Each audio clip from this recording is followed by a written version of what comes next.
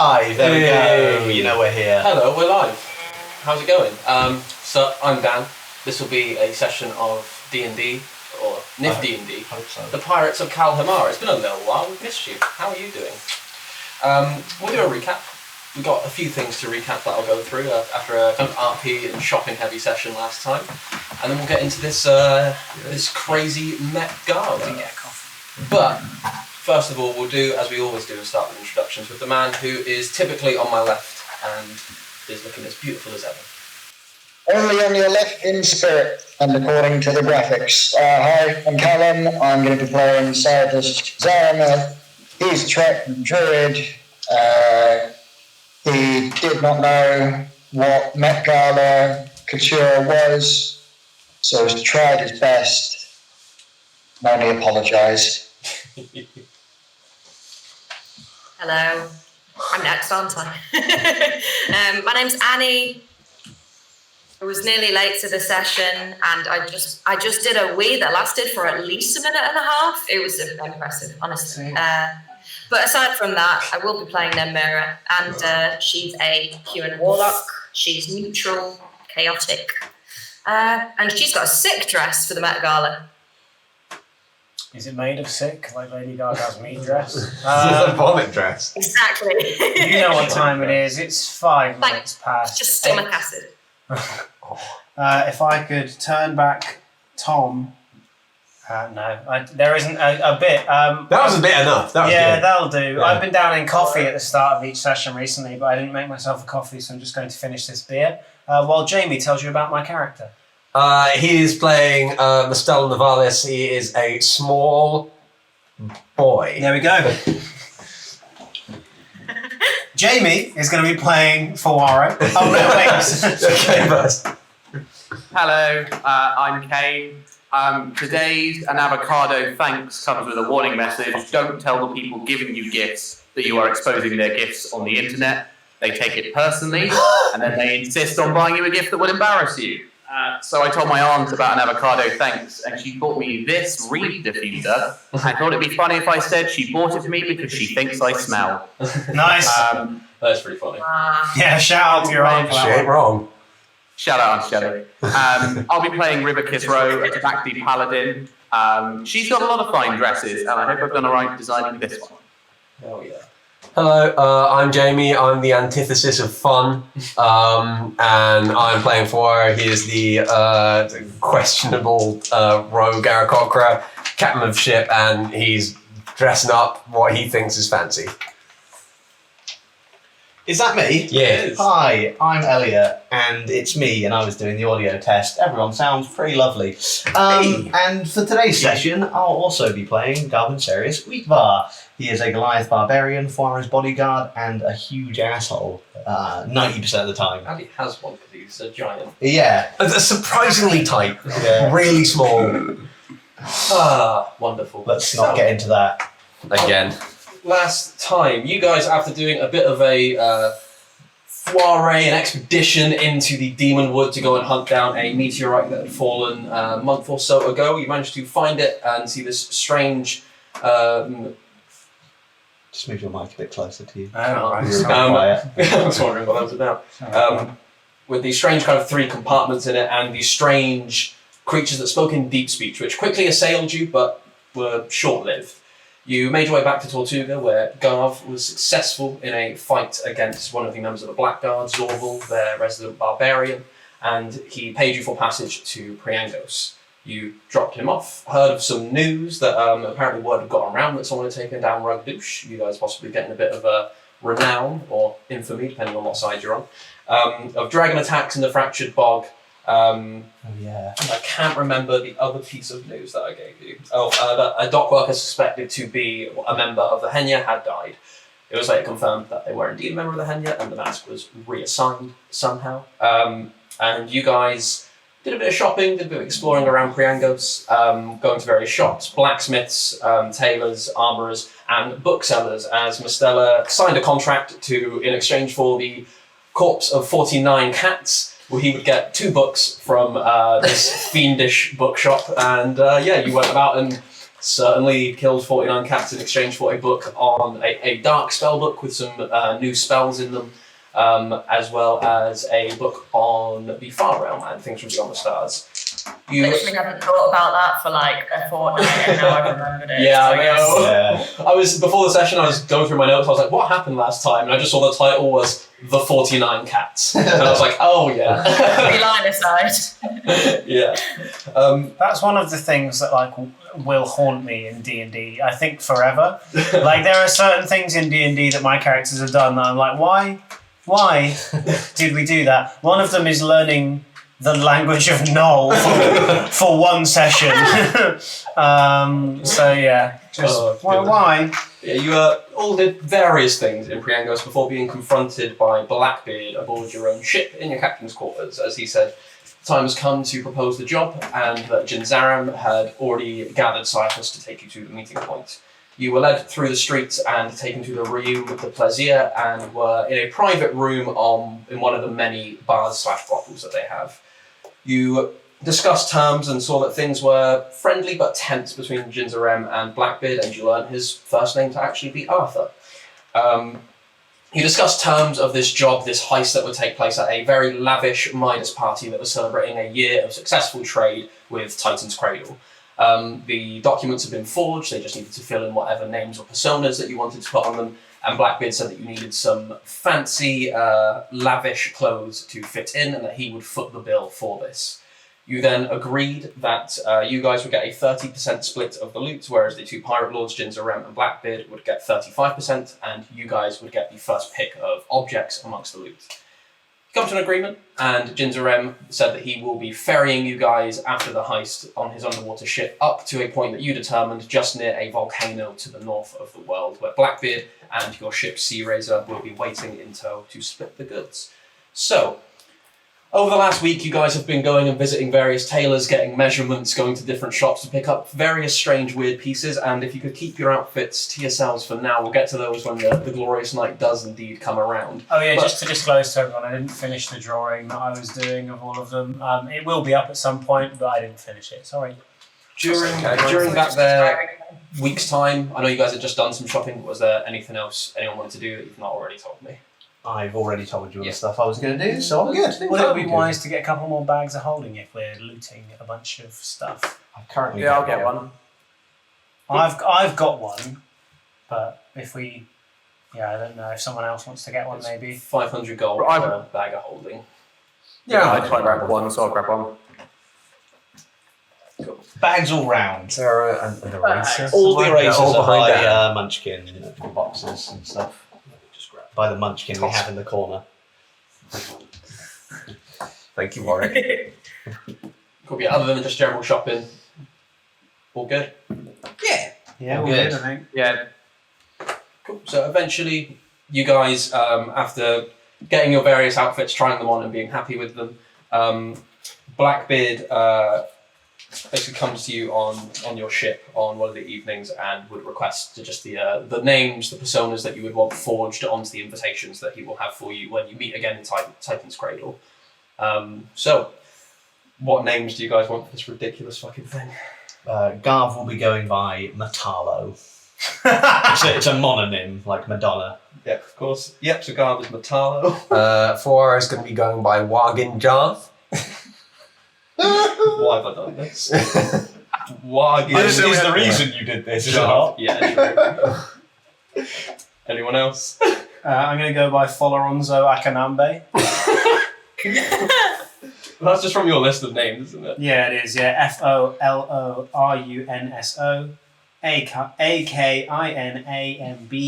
with an accent. Flamonzo Akanambe. Yeah, okay. if we're allowed to, I'm going to use the character name for my backup character for this campaign when we first started, which is Jesserel Banaram. It's Jesserel And a ram. Yeah, isn't that a Skrillex song? Banaram. Cool. Banaram. Base. Wait, did you get I Jesserel? feel like Yes. Go ahead.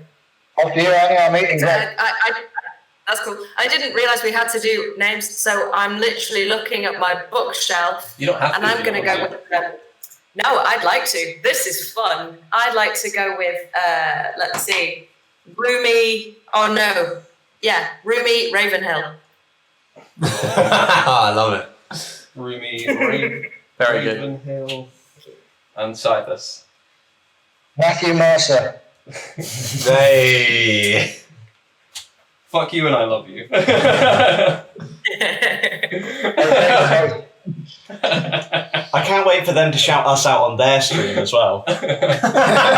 Coming next week, guys. Yeah. Tune in here though, not there. Poorly edited clip. And so you have these names, the outfits are delivered, and you guys Hey, Pones. with Pones is here. Bones is here. Hey, Bones. Hope you're doing okay. Hey, we love you. Love you so much. As you begin carving away across the sea with Blackbeard as well, on one night, Fuaro, as you are in your captain's quarters, you kind of maybe you're enjoying a drink or just going over plans or looking at yourself in your outfit in the mirror. All three. Nice, of course. You see a small puff of black smoke that kind of swirls before Blackbeard then kind of steps through, kind of in his full regalia, kind of the bright red coat with the gold trim, the red hat. Oh, Jesus. Sorry, didn't mean to drop in unexpected, but That's...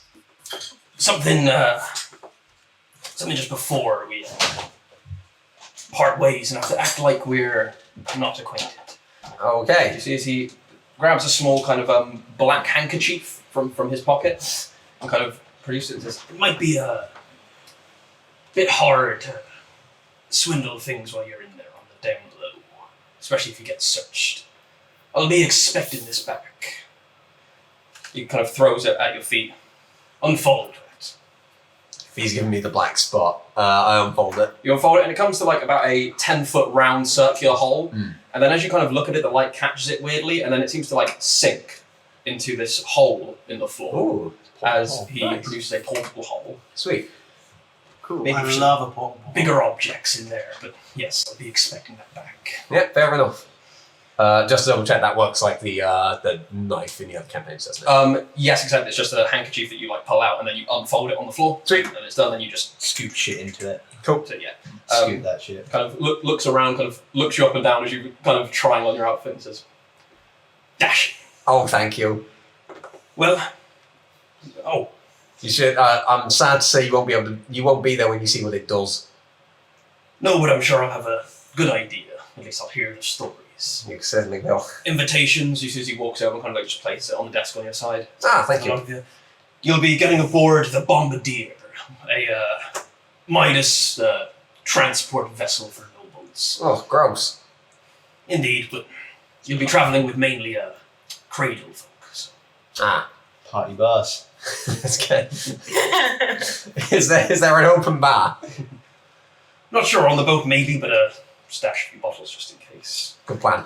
Thank God you gave me the portable hole. Well, I won't stay long. I've got my own plans to do, but Yeah, be on your way. I'll see you on the pass near the volcano, and I'll make sure Sea Razor gets there safe. Wonderful. Please do. Kind of bows to you, and then again, quick as he came in the smoke, vanishes. Okay.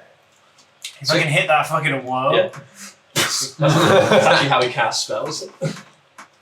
Don't want to see what happens when he dabs. Earthquake.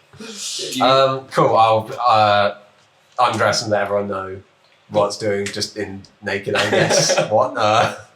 Like what's it? Donald Duck. Donald. He's Yeah. wearing like the Shirt shirt. cocking. Yeah. So, you guys sail away across the sea. You seem to be fine being that you are within perimeter of a legendary pirate lord's ship. Any ships that do pass by or you spot on the periphery keep up very wide. I'm keeping like all of our flags as visible as possible. So go, look, we're with him. Of course you are. Jack. There's just like 8 owls circling at all times. Each carrying our flag.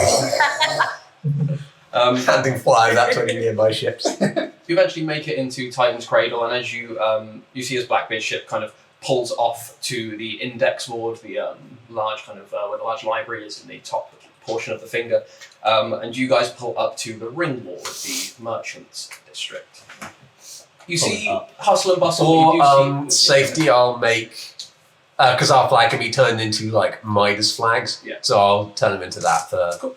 Yeah. Okay. So you guys, entrance. you inform the crew they change over sails before you kind of get within visual of Sweet. Titan's Cradle. You pull around and dock in. You see a portion of the dock seems to be cleared with these kind of perimeter of guards around, and you can see these two medium-sized but quite sleek-looking Midas vessels. They look very fancy, like the painting on them is near fresh, but these ships seem at least tens of years old in service. You can see the people kind of mingling around there, kind of preparing a work, people kind of scrubbing down the deck, kind of make sure everything's in order as the ship seems to be due to leave. As soon as they're in sight, Yeah. hat of disguise, I'm looking like Garv, but like red. Cool.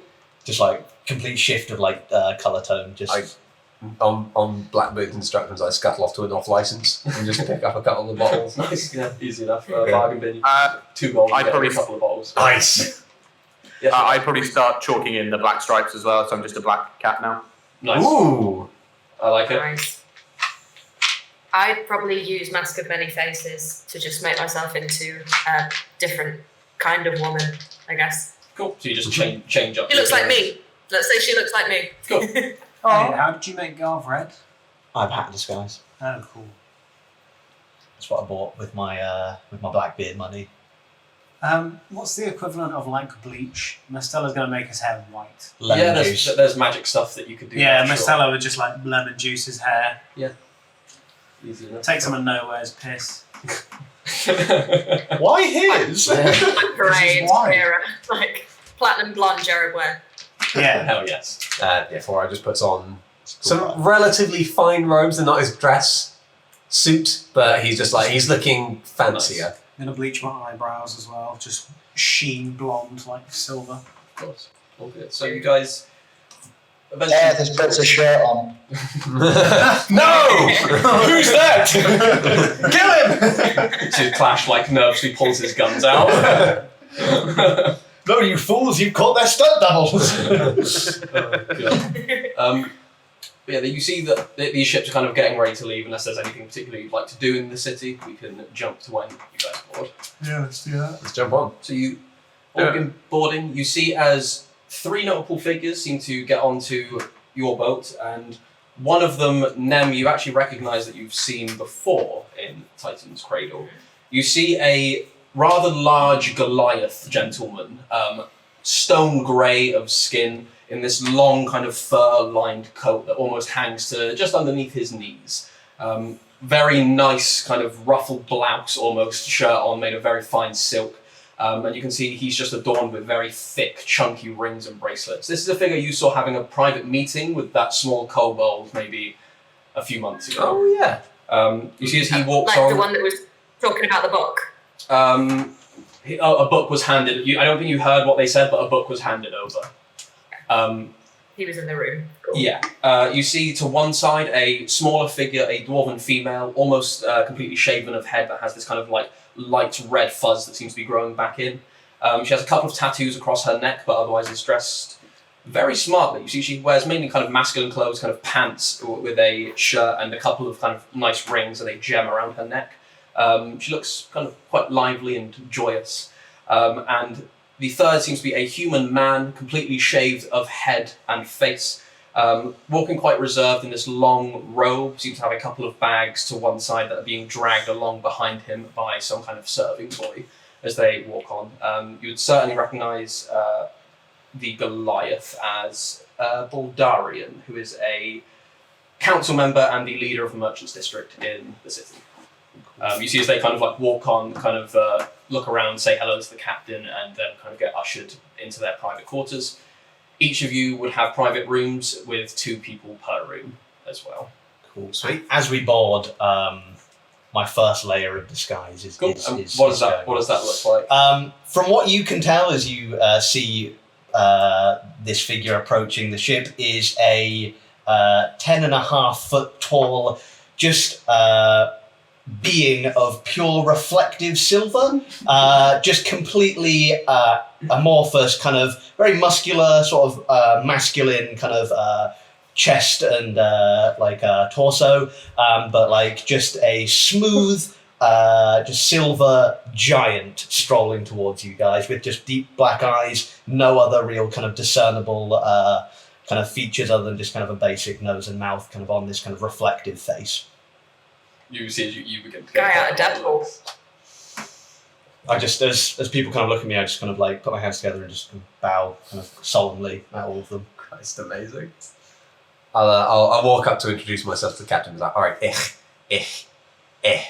hello, pleasure to meet you, sir. Thank you. You see this Midas gentleman kind of in a general coat. It's not like a military coat. It seems to be more of just a what's it called? A fucking ship hand, not ship hand, like a navigator. What is it that you've got proficiency in? Wheelman. Yeah, he's a proficient wheelman. You can tell just by like the garb. Do you mean vehicle? I have proficiency in vehicle. Yeah, he's proficient in vehicle. Yeah, he seems to be the captain, but yeah, doesn't seem to be a like a military captain, so to speak. But you see a scrap of kind of like chin fuzz around a couple of weeks at sea, possibly, but it looks like a man who's used to the rough and tumble life, who has made himself presentable at the last minute. Human, kind of looks at you, kind of offers a hand. Nice to meet you. And you, sir? My name is Captain Gagron. Yes, I've already heard it all.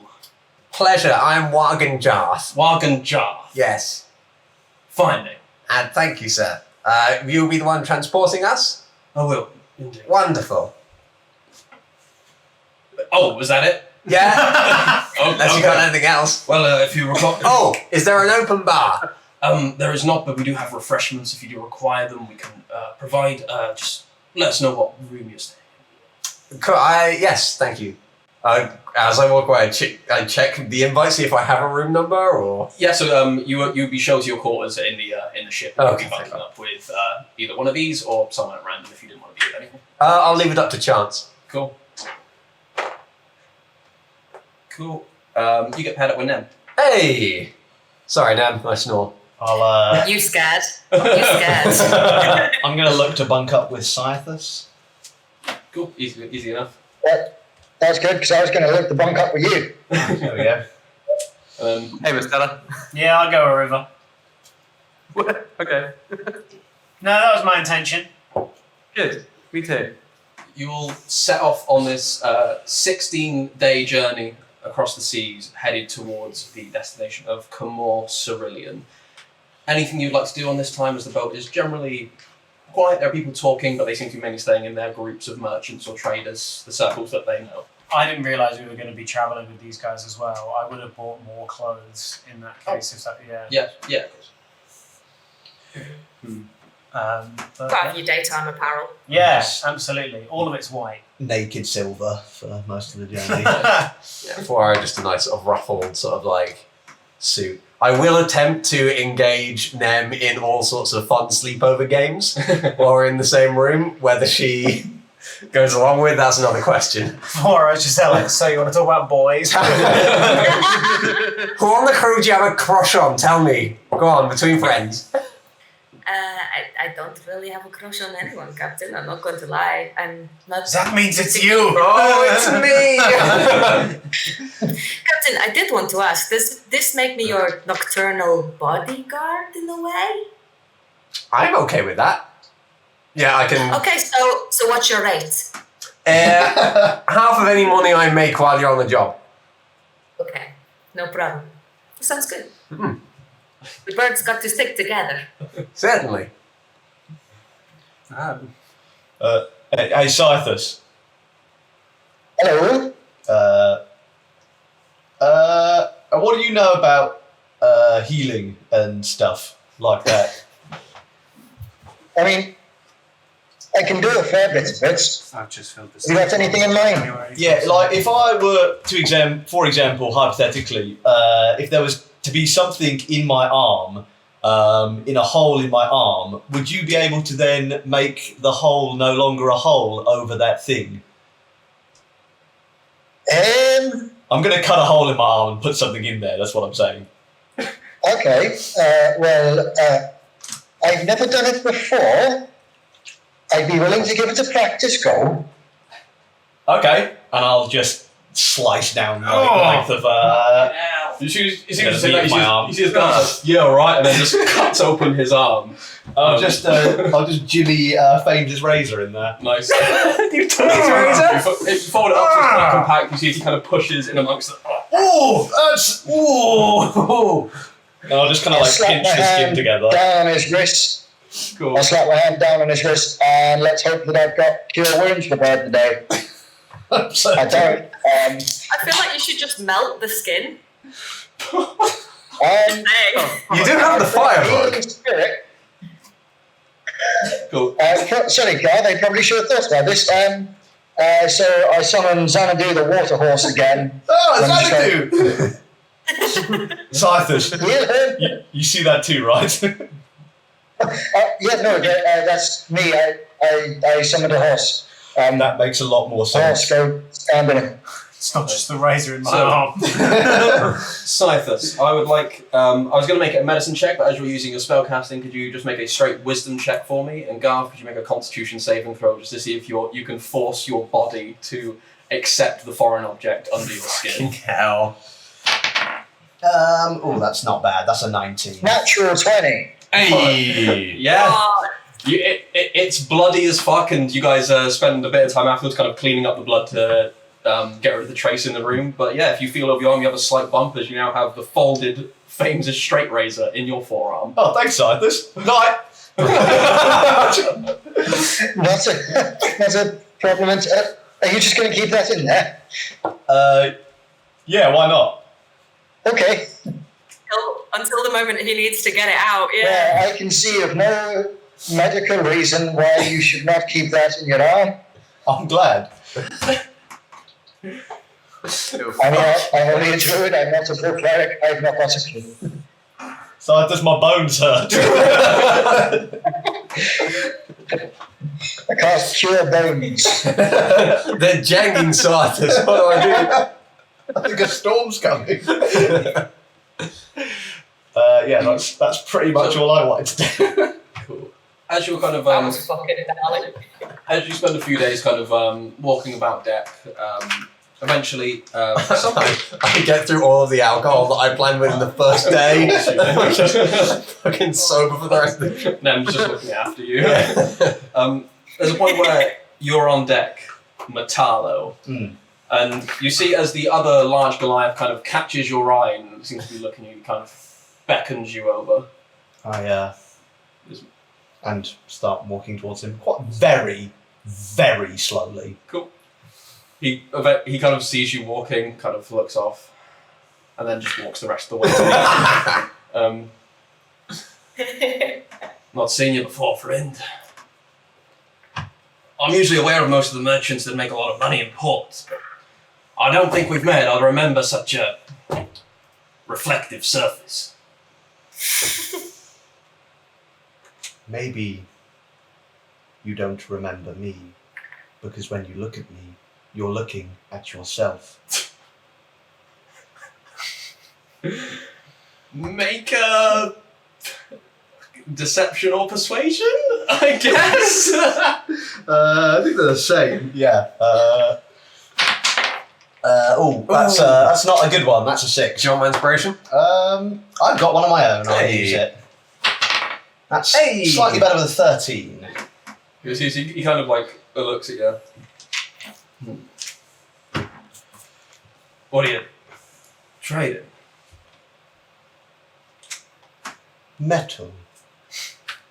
I should have fucking seen that one coming. Who are you aligned to? Destin, Urin, one of the other merchant lords. I work for all who pay me. Make one more persuasion or deception. It's nice. a dirty 20 for, let's say, persuasion this time. Looks you up and down, kind of sees that the metal. That was not a lie, technically. The metal is rather nice and looks quite opulent in its reflective state. And you go, right. Yeah. As you were, kind of waves you off and just seems very confused as you, I presumably, walk away very slowly. Extremely slowly, back to the exact spot I was in. You see as eventually as the bold gentleman silence up next to him, he's like, points to him and he's like, they have some kind of conversation, but it's I soon didn't left. realise you were going to talk at all. I had to, I feel, at some point. Yeah. So, Dan, would they have had that conversation, the private one, within 20 or 22 feet of me? if you would have been up on the deck, then yeah, you would have been able to hear it. This would have just been on a random day during the day, so yeah, it's fine if you want it to be there. I probably want to keep an eye on what sort of the more conspicuous members of our crew are doing, Cool. just because I don't trust us not to get into shenanigans. Wise. Yeah, knowing us. Yeah, so unless anyone else want to do anything else for the rest, but yeah, you would observe that and you keep a good eye on your guys. I'll mingle with whoever is open to mingle and sort of take down names of notable sort of Midas traders. So get a couple of Midas trader names. The main one you get that seems to be the most beneficial currently is are two names. One of which is hosting the party, a Commander Vorrigan Hartswell. And was it Vorrigan Hartswell? Yes, Vorrigan Hartwell, and as well as a lady who seems to work in a lot of the kind of documentation and the paper side and the book side of the Midas trading, which is a Baroness Chryse Yatharil. Yes. Chryse. Yeah, Chryse Yatharil. Yeah. Goodness Christ, sounds familiar. What was the first one? Vorrigan. Vorrigan Hartswell. Yes. I'm going to make What sure was this his is legible ability to me again? in the future. His nobility was What was Commander. Dan, have we heard of Baroness Christ before? You have. It was on a certain letter you found in a Yeah. devilish hideout. Good memory, Scythus. Yeah. Dan, what's the general vibe aboard the ship? Is everyone kind of keeping themselves to themselves, or are there communal areas? There's a communal area kind of like up on the deck. No one's really allowed up to go up and bother the captain when they're when he's manning the ship. But yeah, everyone's allowed to kind of like move around. There's a general kind of mess area that's not the best, but it's fancier than most kind of other travel ships. Okay.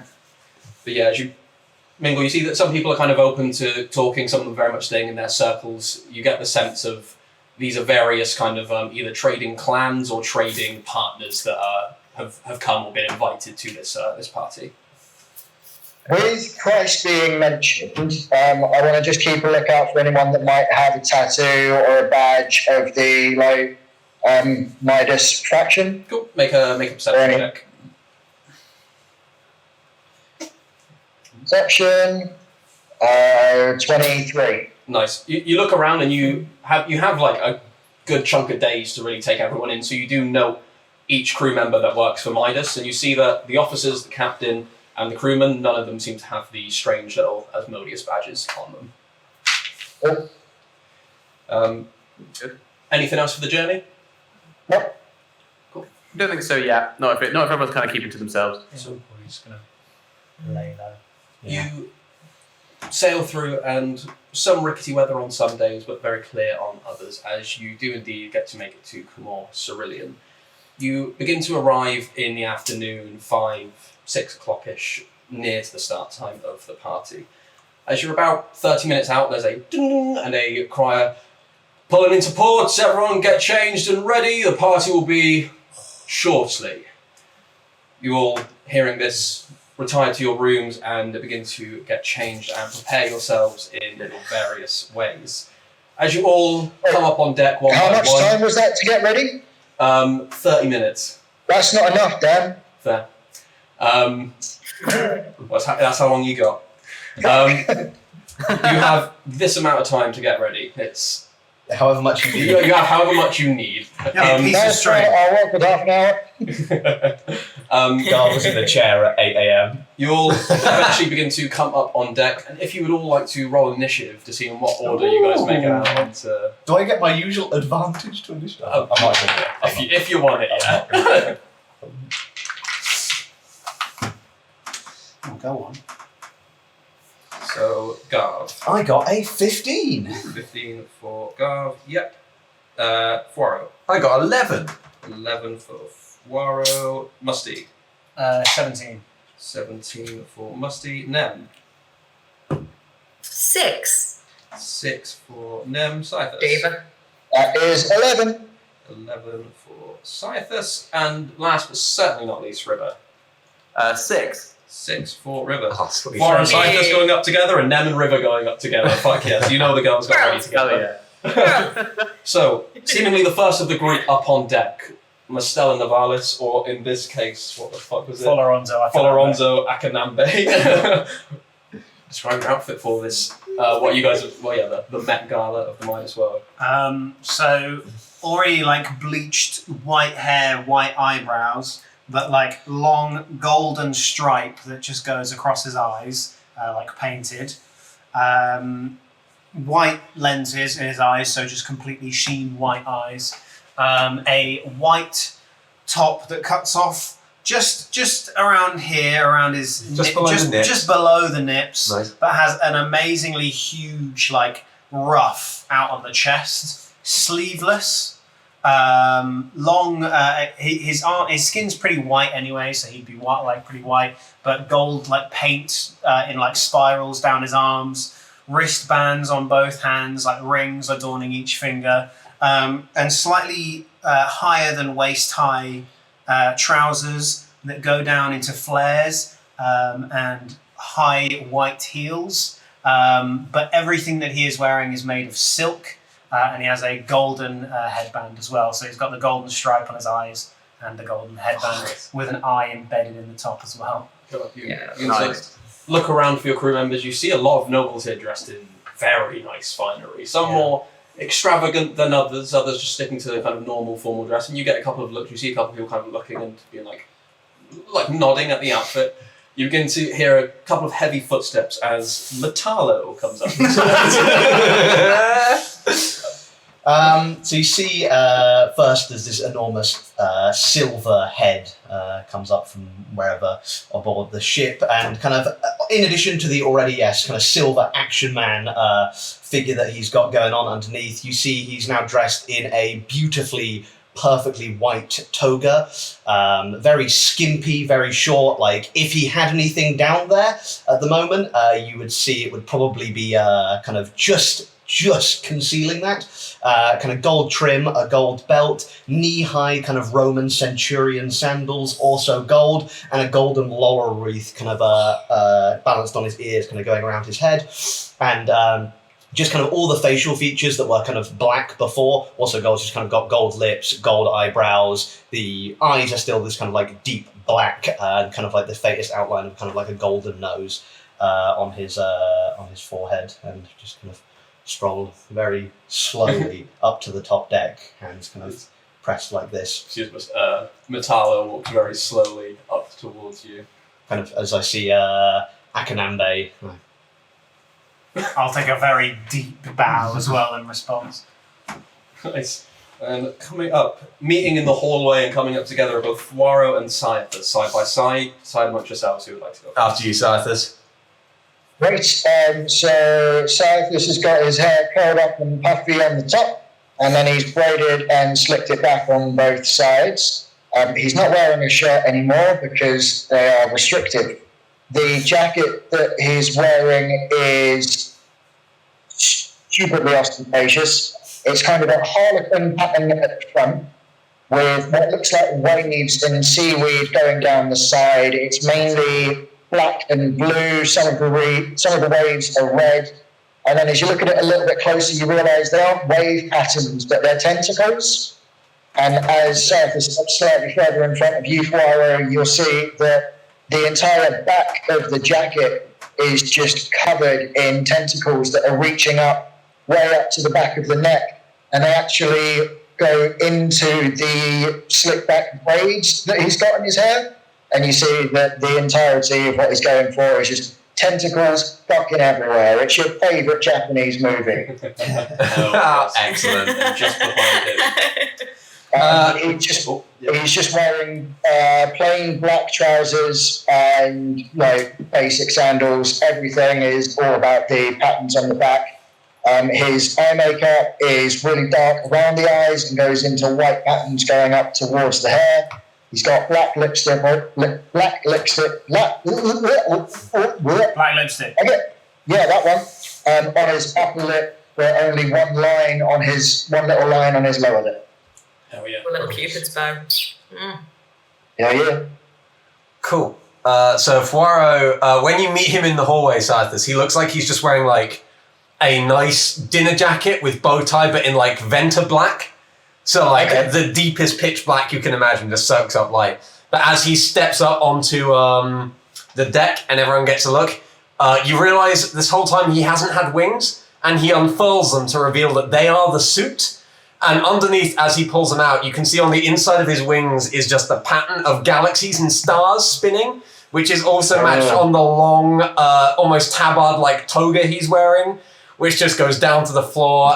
He's got a golden belt on, no shoes, and at his side on his belt is his cutlass, which is in a glass scabbard, which is also decorated like stars in space. Nice. Easy.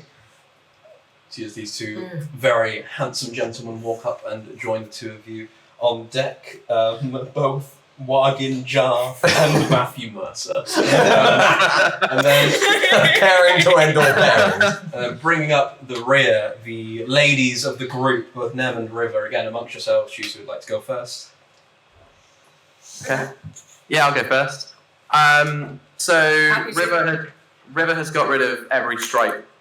She looks almost like the outline or shadow of a cat as she walks up the stairs. The only thing that distinguishes her face is the two piercing blue eyes that she's always had, which form the base colour for the rest of her outfit.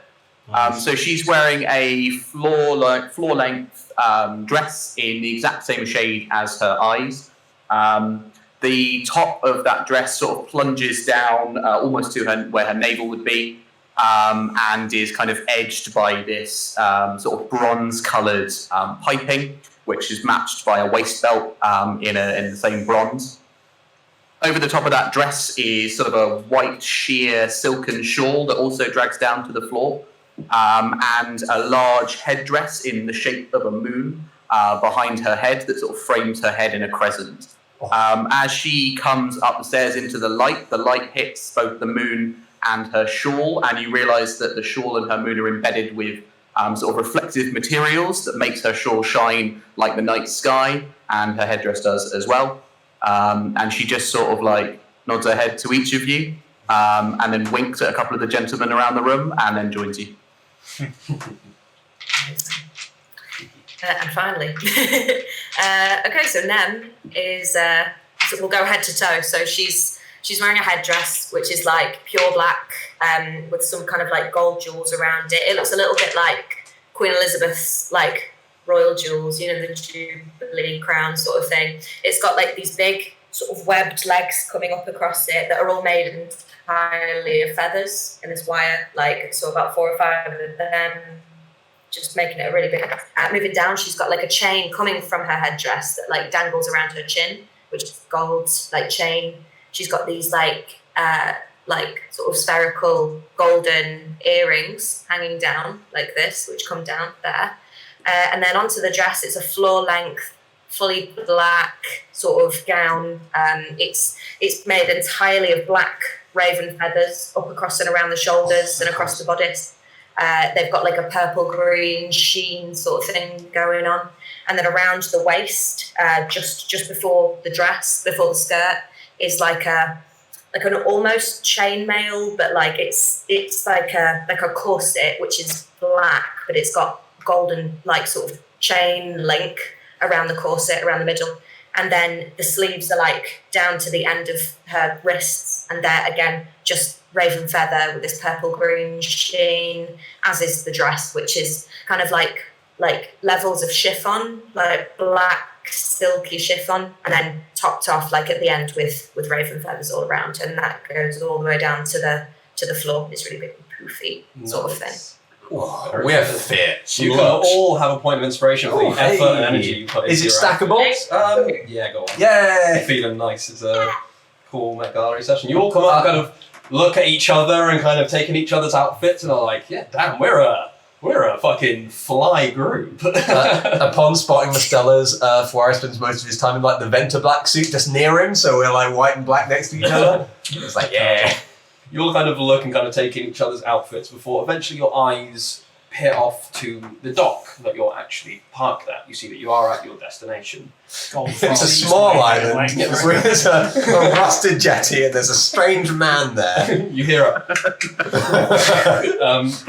Now you see this wide crescent-shaped dock that you're currently at, hundreds of feet wide, and it extends back for a good, maybe another 100 feet or so before meeting this sheer cliff. This cliff that just extends into the sky above, a good 500 feet.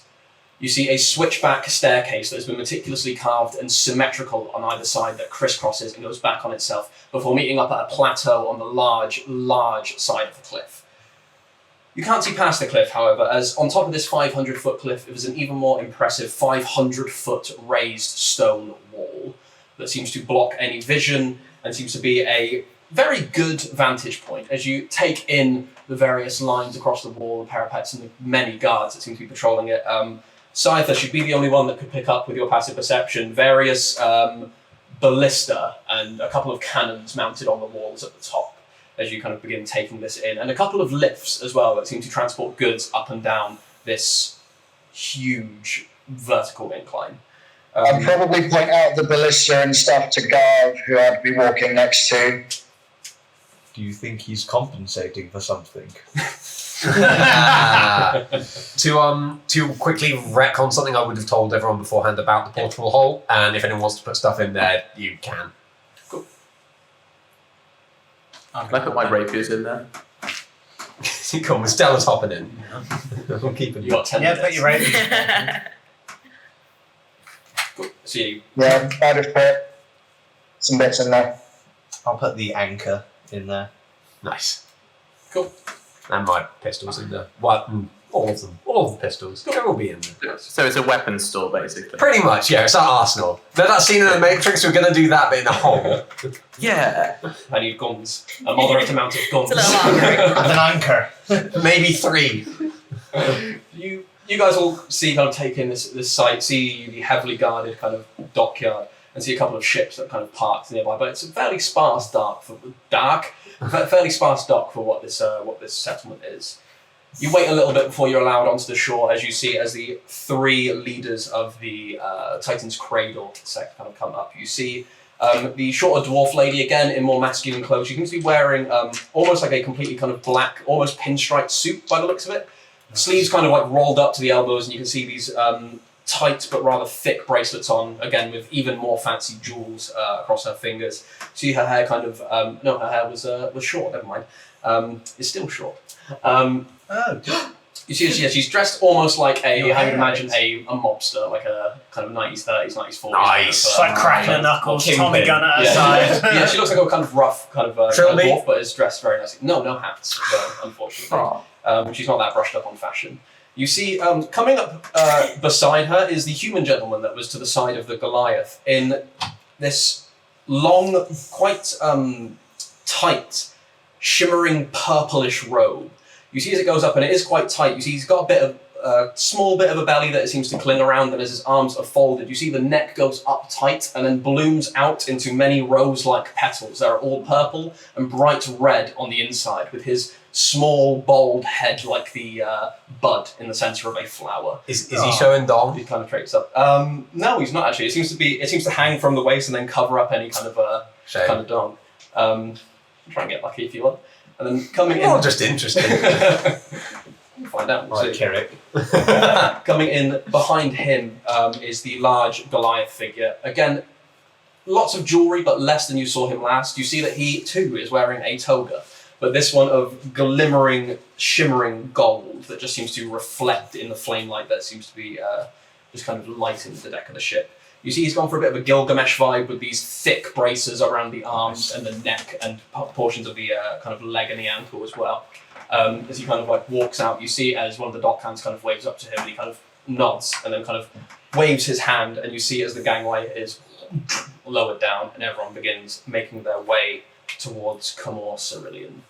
You all stand on one of the larger lifts, being that you are guests from another city. They're not going to make you climb the thousands of stairs, and you have a rather smooth ride up to the gates, which you see, despite the size of this wall, are fairly small, standard for like a city gate, but tiny in comparison to the breadth of this large wall that's been built. It's currently open, and you can see there are a few Midas guards there that are walking, kind of checking invitations. You see, as you walk through, your group doesn't seem to be bothered, as Baldarian at the head of it kind of waves and again nods to the person at the door, hands them a couple of coins, and your group from Titan's Cradle are led in. And what you see here is a place that doesn't have city streets per se, but city streams. You see flowing canals of water, all with little water features, and various boats and canoes that are being ferried around between these mansions. You see maybe 10 to 12 people must live here, if that. All of this dedicated to a small sect of Midas. You see multi-floor houses in different styles. You see a tower off to the back, and a building that seems to be built for the size of a giant off to the eastern corner. A few boats pull up in front with these, what are they called? The gondola kind of... gondolas. Punts. You see Gondolas, with a couple of Midas punts on the back, and kind of I've ready seen to- a few Midas punts in my time. You hear as one of the kind of general merchants from Titan's Cradle kind of overhears that and has like a snicker at your joke under his breath. Okay, cool. Well, this is my disguised voice then, if that was in character. You all eventually get into your punts, Gav getting one, or Matalo getting one to himself, or I stride it like a surfboard. Nice.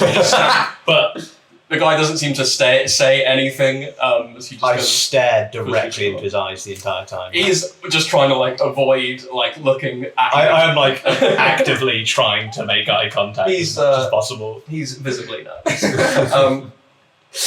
You eventually meet your destination, and you see a very opulent, only 2-floor mansion. It's made of marble and decorated with ivory. You see various rose bushes outside, and a garden that seems to be trimmed within an inch of perfection.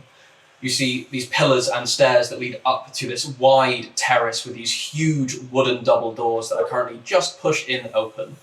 You see they're intricate, carved to look like 2 swirling trees whose branches meet up in the middle before breaking to then reveal the inside of this house. Stood near the front, you see a series of house guests ready to take luggage of people who might be staying here, as well as a gentleman in a rather nice suit and bow tie, old, kind of triangular, almost shaped head with a scrap of hair on top and clean shaven, a couple of wrinkles about his face. Stood just behind him to the left is a rather tall and dominating human gentleman. Tan of skin, he has thick black hair that's swept back that has a streak of grey running down and swooshing off to one side. He has this long black leather coat currently on, so he's just stood outside, pulled to, but you can see a much fancier military jacket underneath with the glinting of a couple of medals across his breast. He has a gun kind of cocked in one side that looks quite ornate, looks very nice. The handle seems to be this kind of deep black wood, and he has a sword off to the other side as well. He seems to be shaking the hands of people as they arrive. You all get up to the this other smaller kind of a butler-like gentleman who just says, "Yes, your invitations, please." Matalo and Wagon Jarth, yes, and what? God damn it. Yes! His fucking names. And Falonzo Akanambe, Jezreel Banaram, Matthew Mercer, hello, and Rumi Ravenhill. Pleasure, welcome to the manor. Commander, and you see as this gentleman steps forward, just looks at you and says, "Well, welcome to my humble abode. Please, esteemed guests, enjoy. There will be dinner served in the dining room from 8 p.m. Help yourselves. It's more of the buffet style. The guests of honor will be arriving at 8:30 sharp, and then we will be having the celebratory dance at 9:45. There was a billiards room after the eastern wing with some of my personal trophies if you would like to peruse. A dance floor in the main room and a smaller dining room adjoining to that. I ask that you do not go upstairs in my humble home, but do enjoy yourself as a moth flies by my face. Should you need anything, there are house guests, servants who are walking around with entrees and drinks and the like, but do ask them if you need anything. Is it bad if I'm picturing this man as Daniel Craig? He inspired me. That's what movie was like. I Nice. once watched Knives Out recently. Yeah, so good. I don't know, he has this wicked grin as he just smiles and kind of looks at you to see if you guys kind of need anything further from him. He's clearly here greeting a lot of people. No, yeah, just bow. Yeah, won't take any more of his time. I want to head off to this eastern wang. Cool. You Sorry, what time did you say the dance was again? 9:45. the dance would be now. Stella, don't forget dance. That's when everyone will be busy. Oh yeah. No. We wouldn't be dancing, of course. Well, I seem to have got my dancing shoes. Well, you do not have to participate. You can watch if you like. We have a nice sunken dance floor with terrace around it. So Oh, wonderful. do enjoy yourselves, ladies and gentlemen. You see he then looks over as another group arrive and he kind of, greetings, ladies and gentlemen, and walks up and begins kind of conversing with them. Guess the one I guess. Did Daniel Craig tell us his name? Yeah. That is Commander Vorrigan Hartwell, the host of the party. That's who we're robbing. Nice. Yeah, well, Nice. let's wander in, I guess. Yeah. You walk through and you're greeted into a large reception hall / main foyer. You can see a spiral staircase immediately opposite you that spirals up towards another level that you can't quite see the balcony of. You look across the floor and see that this marble seems almost moist or wet in how reflective it is. It's been polished to a mirror-like sheen. Various drapes and tapestries hang over the walls, and you can see a couple of paintings as well. You see a couple of noble women kind of stood in front of one particular painting and kind of giggling to themselves currently as it appears to be depicting them in the pose that they are currently in. You look just in behind them and see movement of stone, as there also seems to be a rather fancy statue that is animated and moving into various poses in the room. And you see people kind of look at it and kind of smile and laugh and look as it's doing these various maneuvers. To the east, you can see the corridor leads off into an open arch where you can hear a couple of giggles and laughter and general conversation from a larger room. You see that this hallway also has two doors on the Fucking hell, southern. that moth is suicidal. Yeah, I know, right? What are you doing, boy? You can't look at my notes. That's cheating. You see on the southern wall that you just entered in, there are two more doors, both currently closed. And to the west, you see another archway that leads into a room where you can see people's heads at about just above floor height, as there seems to be some kind of sunken dance floor that people are currently participating in a good dance, as you hear light string music coming from that direction. A servant immediately walks up towards the group of you with a plate of drinks and one from the other side of the plate of small entrees as well. They don't say anything, but they're there and they kind of offer them off to you guys. I've been sober for 2 weeks. I take a drink. Nice, so you can pick up, and this is some of the nicest champagne. It goes down very, very well, and it's probably one of the nicest things you guys will have ever drank. Delicious, It's very thank expensive. you. I, as we're walking sidle up to Gov, just like, add to the to-do list, we're raiding the wine cellar. So you've arrived at this party. Where would you like to go? Are you going as a group? What are y'all doing? Eastern wang. Hmm? The eastern wang. Yeah, was that where he said his trophies were? Some of his trophies, as well as a billiards table. Yes, I would also head to the Eastern Wang. Cool. Yeah, I'll head to that eastern wang. Everyone going to the Eastern Wang. Yeah, for now, I guess.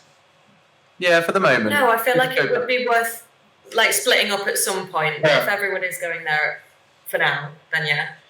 If we all go Yeah, there first yeah. of all, then we can make Let's a do bit more. group recon and then split up later. That's what I was thinking. Can we stay with our pairs from like when we got off the ship to like River and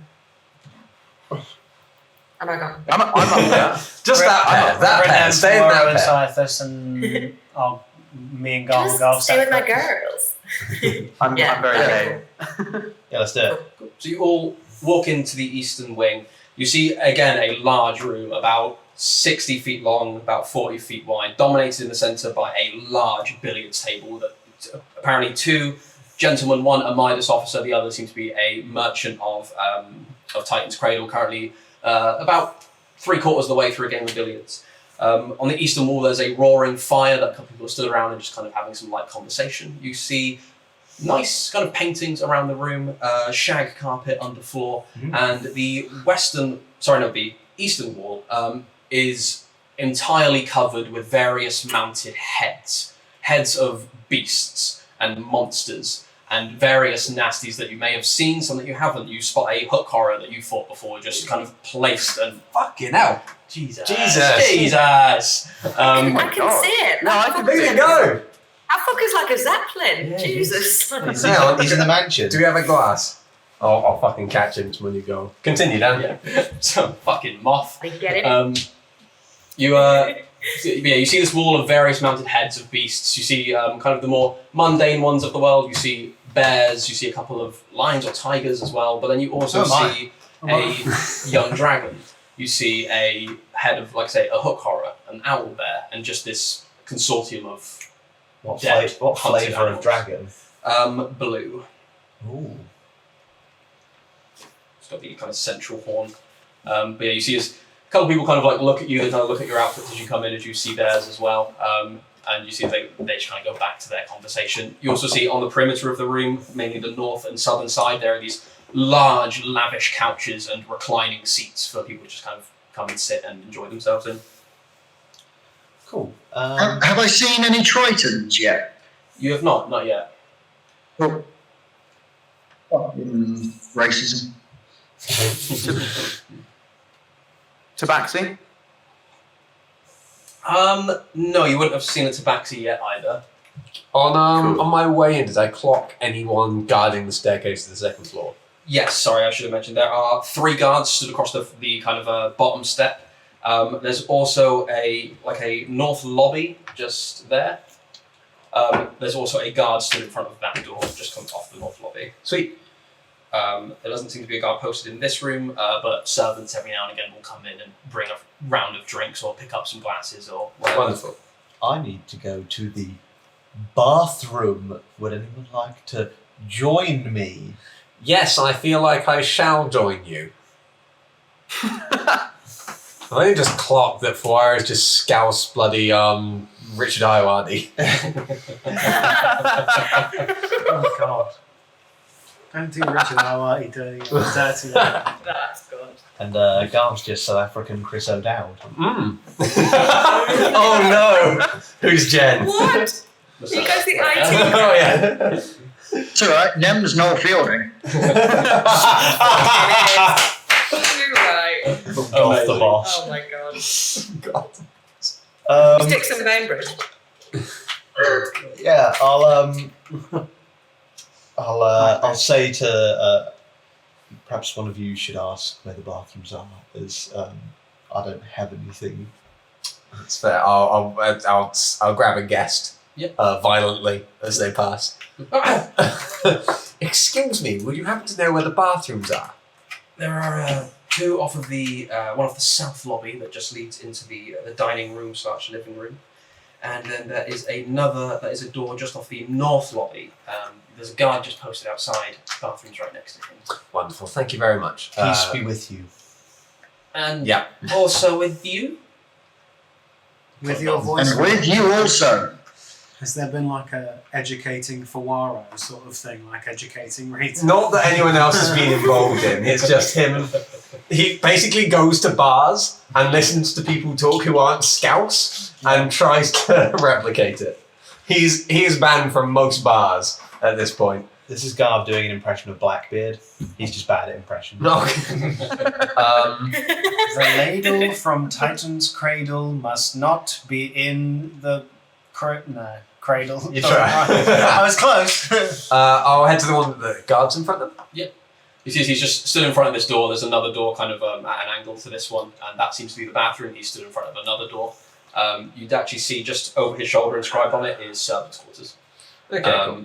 Yeah, he doesn't really pay any mind as you step into the bathroom. Sweet. We really should have picked up some sending stones. That would have made it so Follow much easier. Fuaro into the bathroom. Maybe gives a look, but doesn't stop you or ask any questions. Right. Right. I don't know if I can pee in this thing. Can you turn it off? I don't know. Okay. Just take the hat off. I thought you needed me for something serious. I didn't realise I'm not. it was helping you figure out how to pee. I'm not. No, I'm good. I've peed in the suit. Okay. It's caught in like the smooth crotch. Right. So what's the plan?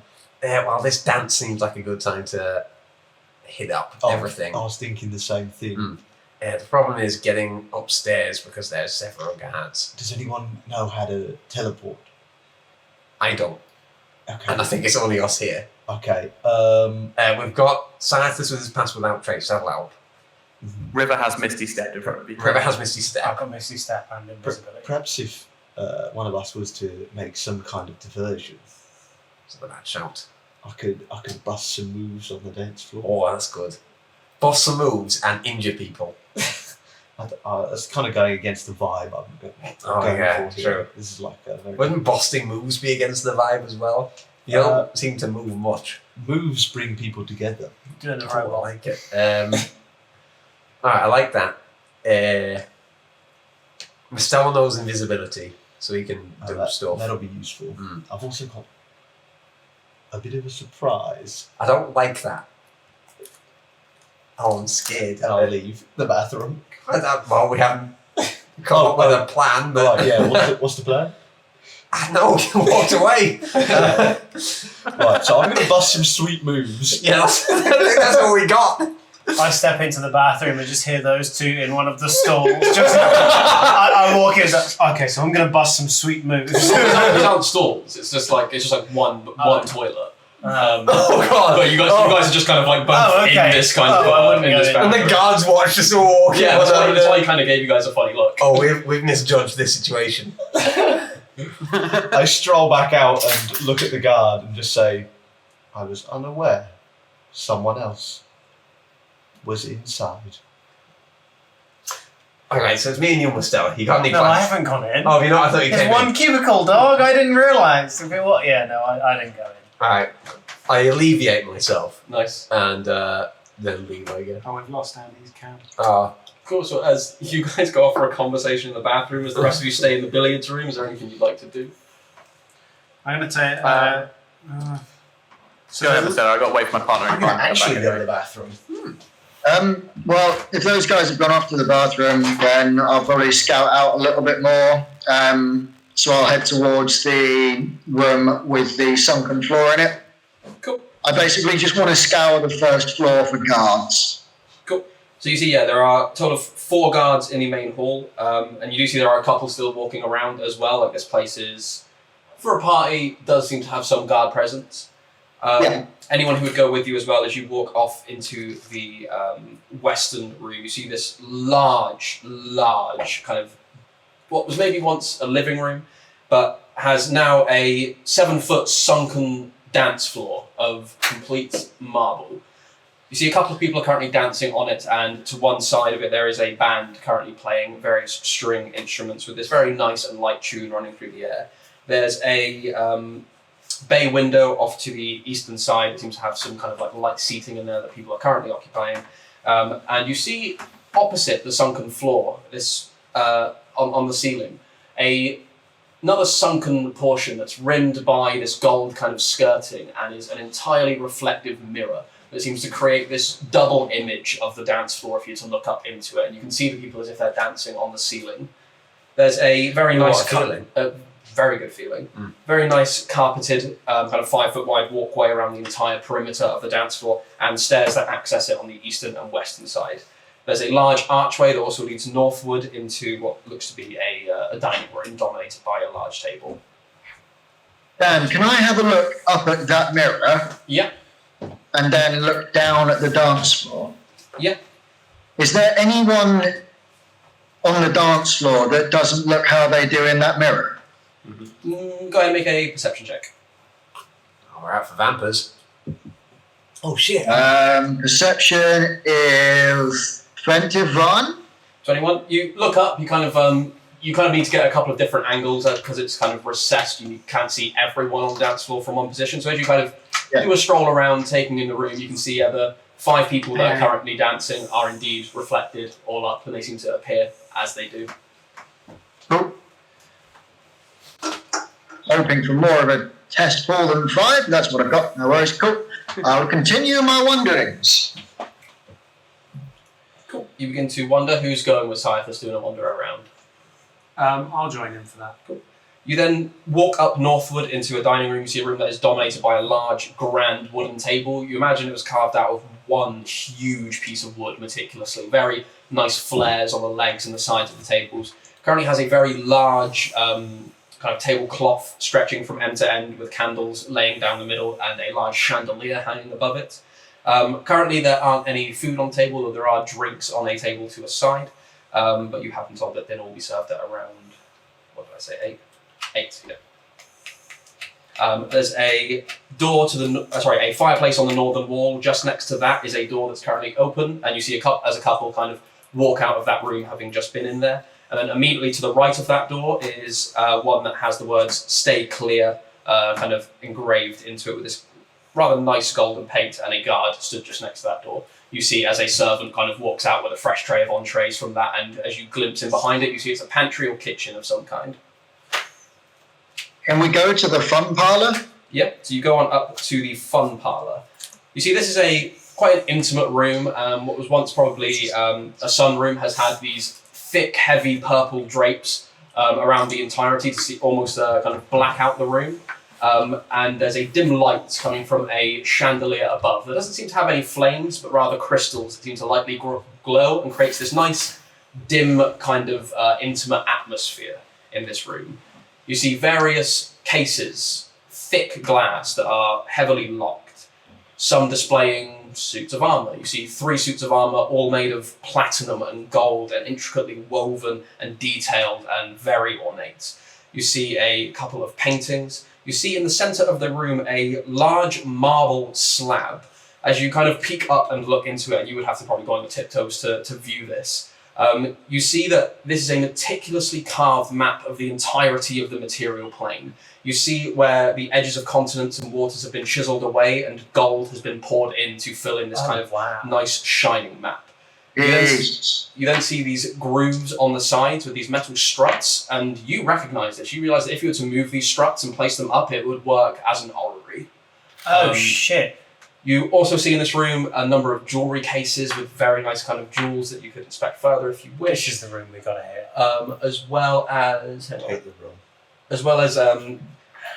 a rather nice stone bust. You see a little mantle that has like a small gemmed Fabergé egg upon it as well. Damn, Fabergé exists in this universe? And various kind of figurines. Well, yeah, I don't know what to call it to make you guys know what it is without... Okay. We should have brought like the world's best demolitions expert, like the world's best hacker. Brad Pitt. We didn't get anyone who's in, you son of a bitch. I'm sorry. I'm in, you son of a bitch. You have the world's best demolition expert. I am right here.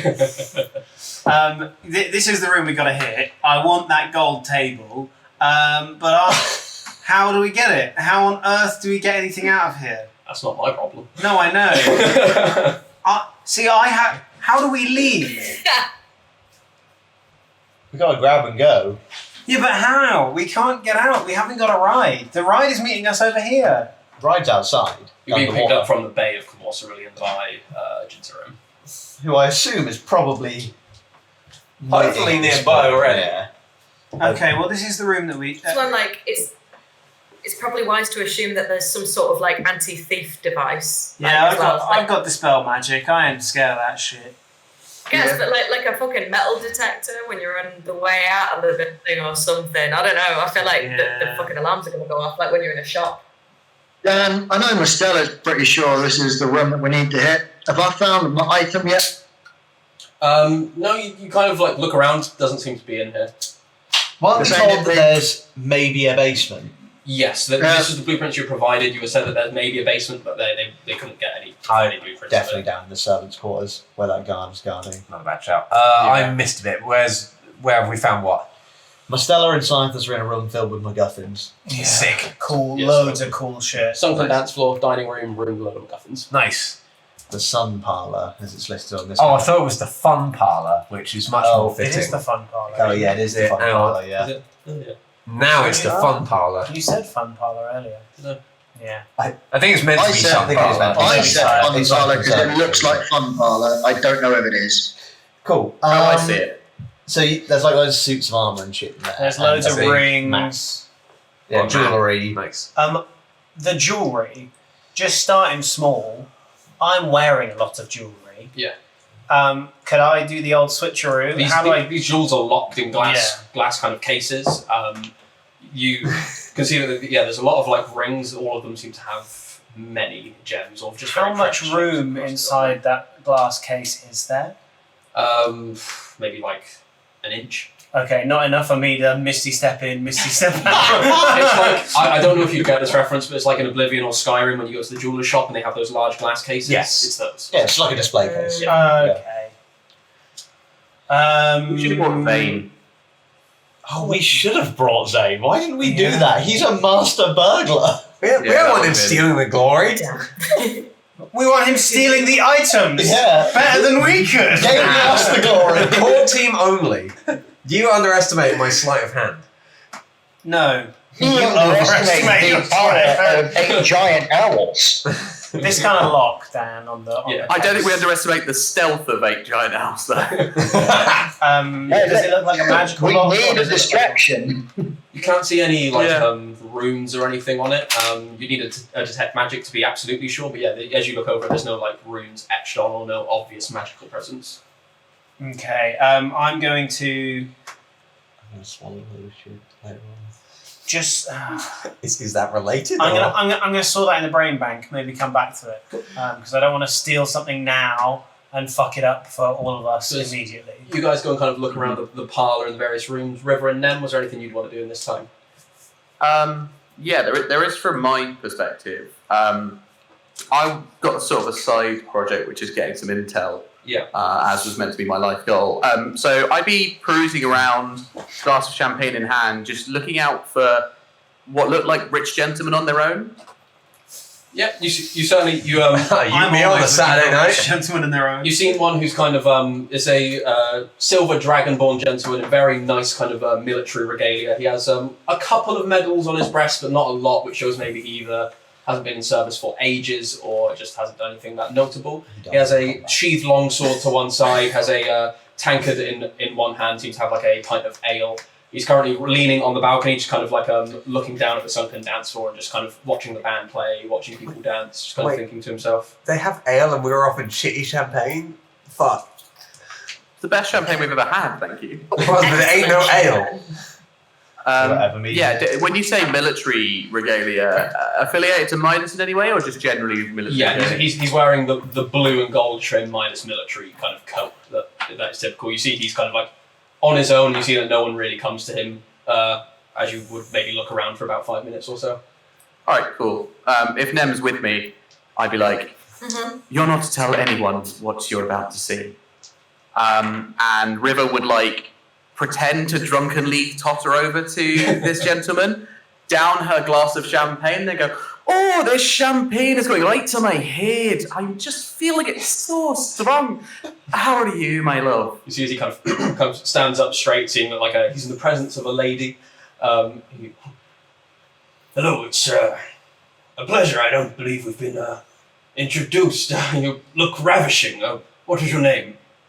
Oh no, we've definitely not been introduced. I remember a face like that. I'm Jezebel Banaram. And she like gives a huge like curtsy and then kisses his hand. He says, oh, please, Miss Banaram. Mrs. Banaram? Currently, Miss Banaram. Miss Play cards right, Banaram. sir. Captain Vrondis, pleasure. He bends down and plants a dragonborn kiss upon Tongue all over the hands. You feel a slight chill as the cold breath leaves his mouth. Looks up and he's got like Rivet. fur all over it. River does her best to look not disgusted. I don't know if I need to check for that. Would you perhaps care for a dance? Well, as I say, I'm feeling it. I'd love a dance with you in just a moment, but first maybe let's talk a bit, get to know each other, you know. Tell me, what is it family you do? history. I'm a military man, occasionally help out with pirates or bounties and the like. Mainly operate the northern seas, the Isla de Niebla, that kind of area. Yourself? Sorry, I should ask about you. Yes, what do you do? Oh, you wouldn't have heard of me. Well, let's just say I run some covert operations, but I could tell you're a military man, and she runs her hand down his military regalia, right down to the bottom of his stomach, and then takes it away. You see as his hand kind of shakes for a moment as he. It's too close to the cloaca there. Well, yes, She goes, so I bet you know a few secrets, don't you? A few dark secrets about things up around your way? No, not really. Nothing.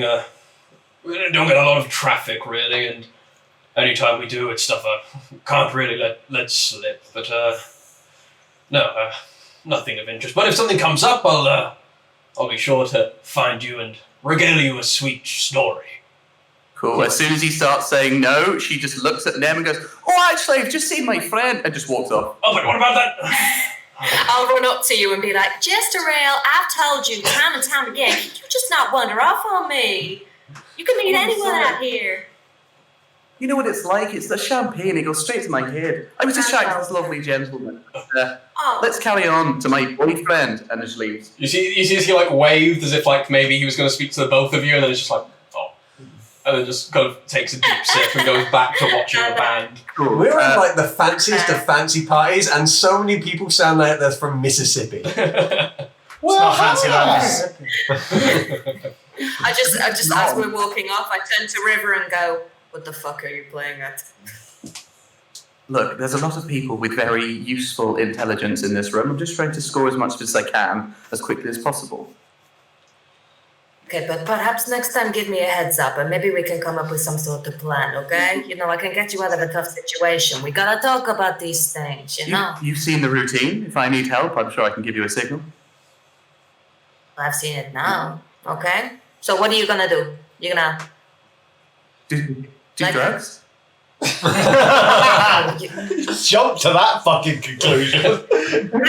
Wait, have you got drugs? Captain Poirot, I expect more from you. Yeah, no, fair. What the fuck? It's meant to be obviously you can talk against this then, but the plan of Rivers was just to go around the party seducing old men and getting as much intel on Midas as you can. Alright, if you want to, but just hit me up whenever you need to get out of a tough situation, because I've got really high deception, so I can make an excuse, okay? Sure, and of course, if anything comes up for the heist, happy to help out. Maybe can use my drunken character to make a distraction or something. I like that. Just bump. You hit a light dinner bell before seeing the servant that was originally at the door kind of step out. Ladies and gentlemen, dinner is served in the dining room. Do help yourselves. It's kind of a buffet style. Wonderful. Please, sir. Please be patient. There are a lot of you. But while everyone's heading that way, I'll grab Cypher's, but go on. Cool. So you can all reconvene if you like, or kind of go where you would want to. Oh, yeah. I'll be watching from afar for now. Santos, I've got a plan. You've got a pass without trace prepped, right? It'd been a good idea for somebody to tell me to do that before I prepared my spells today. Yeah, luckily I did. Thank God. Come with me, and I'll go the spiral staircase. Yep. I'll go to sort of a midpoint, so I'm behind where the guards are all stood. I assume looking into the crowd. Yeah. So, all right, cast it What, fucking now? if you can. Why? I want to get Yeah, upstairs. why? I want to get upstairs. Have a look around. Cool. The guards aren't really looking Yeah, at the but crowd. you've They're got to stood be across the within bottom 30 of the feet of me. staircase. Yeah, once I've passed down, I'll be fine. Don't worry. Alright, but if you get fucked up, Sorry, I know. Cool. And I will rummage around in my pocket for a little bit of loose earth and dust and pass without trace on this fucking plonker. So you cast Pass Without Trace. Oh. Can you cast that on like a number of people as well? Anyone within 30 feet of him. So I'll use fly up sort of behind them on the staircase and sneak up. While I'm there, I close my wings so I'm back in the Venter Black suit, and I'll peel out from the collar the hood that I hid in there. So I'm now just like pretty much pitch black. Cool. As you walk out kind of into the reception, you see as Commander Hartwell comes out from the circular reception room on the southern side. You see he kind of comes out, closes the door, kind of looks at you, kind of like nods. There's like a moment where he kind of like catches eye and kind of looks, smiles, and then kind of walks back over to the kind of the main room. You can go ahead and make a stealth check. It's quite well lit in here, and the guards are stood like right at the bottom of the staircase, so it's going to be a tough one, but you've got the plus 10. I get the plus 10. I'm going to use a luck point for starters. Great, that was shit. So that's 16 plus 10, 26. Okay. You take a moment as you kind of wait, and you go to go, and then nope. Someone kind of walks by, you kind of just wait, nod, smile, and then you kind of dart up very quickly upstairs. DC was 25. This is quite a well lit place. As you kind of dart up and almost like peel in, back and around onto the balcony, out of sight, you kind of land, and no one seems to have seen you. You see this corridor has this is a corridor that stretches to the east and west. There are 2 doors down to the east, 2 doors down to the west. And then as it kind of gets to the edge of where you can see downstairs, it curves around to the back of the house. And there's 2 more doors kind of at the back there with a staircase that leads down to where appears to be a couple of servants kind of moving past every now and again. Alrighty. For now, I'll just head to the closest door, keeping low and stealthy. Yeah, so you move through, you open this very nice, heavy wooden door. I'll listen at it first, see if I hear anything inside. Perception check. Lots of 7s today. Perception, 8. No, doesn't appear to be anyone there. You then kind of open it up and see this empty room, bed, large, queen-sized 4-poster bed with various drapes around the sides. A kind of storage chest at the end of the bed and a couple of bedside tables, large rug and a fireplace. Currently empty, doesn't look lived in. It looks like this is one of the guest rooms of the house. Cool. I'll leave then and continue around to the next door. Cool. You go to the next one. You go to try it, and this door appears to be locked. Ooh, excellent. I'll have a listen at the door. It's a lot better with a 12. 12. Listening. Appears to be silent. Quick peek around and quickly bust out the thieves' tools if we can get in. Go for it. Make a thieves' tools check. Hey, that's not bad. Thieves' tools is proficiency plus dex, so that is a filthy 20. Nice. You easy enough. Unlock it and push in. See what is a very opulent master bedroom. You see to one side there is a large queen-size 4-poster bed, all covered in these very nice kind of black linens and silks. You see a fireplace on the northern wall with a huge portrait directly above it of Commander Vorrigan Hartwell. Possibly in his younger days, although he doesn't look a lot different now than when he did in this portrait. You can see he's kind of got hand regally kind of on the sword. He's got a kind of a wolf skin cloak over him. It's very ostentatious. You can tell there was probably some liberties taken with the painting, and it's just very grand. You see a storage chest, and there just seems to be a thin layer of dust across most of the surfaces and the bed in this room. Oh, okay. Have I disturbed the dust already? No, there doesn't seem to be any along the floor. You just get the sense that this chamber's maybe not in use for a little while. Okay. Anything on the chest? You kind of open it up and it's empty and unlocked. Okay. I meant dust on the chest. Oh, dust. Yeah. There it is. And it's empty and unlocked. Okay. Sweet. Okay, I'll head out. The top one's the second floor, isn't it? Yes. And that was the own chamber, I assume? That was, yes. Right. So you see that there's a door to the north side, 2 doors to the north, as well as the one that you entered in. Nice. Let's. I'm just going to be waiting at the bottom of the stairs, just making sure those guards that were at the bottom don't go up. Yeah. If essentially just making sure that Poirot doesn't make any noise and attract attention to himself. And if he does, then I will cause some kind of distraction down here. But Cool. You just see to they, say that I'm in that foyer bit. You're my favourite, Sarthas. they seem to remain stationary. Yeah, The most you see is maybe as a noble woman kind of walks up to have a look upstairs, and they say, "Sorry, ma'am, only bottom floor for guests," and she kind of apologises and leaves. I'm just gonna hopefully near the front of the queue, just very slowly move through the buffet, making sure to make everyone else behind me take as long as possible going around the buffet. You see as some people kind of like they get a bit impatient and then will either kind of walk around to the other side of the table and pick different food, or some will just kind of leave with what they have. Others do begin to just wait very patiently behind you. I just have like one grape on the plate by the end of it that I took like ages to pick. Nice. Damn, that must be a struggle. Yeah, where you go from the master bedroom? Okay, let's move back into the hallway. The very northern building, just labelled chamber. See if I can get in there. Oh, I'll lock the door of the master bedroom behind me again with the lockpick. Cool. You go into this chamber, and again, it seems to be a guest bed chamber, although there are 2 single beds in here made up, and you see a small group of luggage to each side of the bed. Ooh, luggage. I like luggage. Just put it in the hole. Yeah, I'll pop them in the bag of holding. Why not? Cool. They wouldn't fit in the bag of holding, but yeah, the portable hole. Yeah, pop a hole either way. And you just with all this luggage. Sort of loot. I just stuff someone's clothes. Sweet.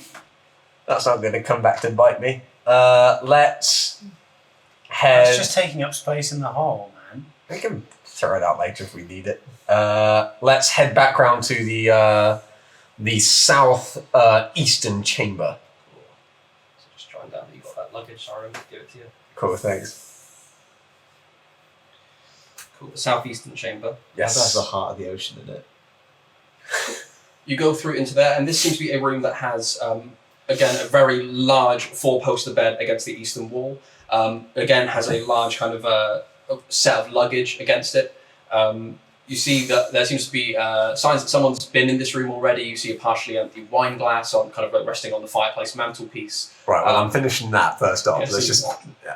So You've you got got the Rona now.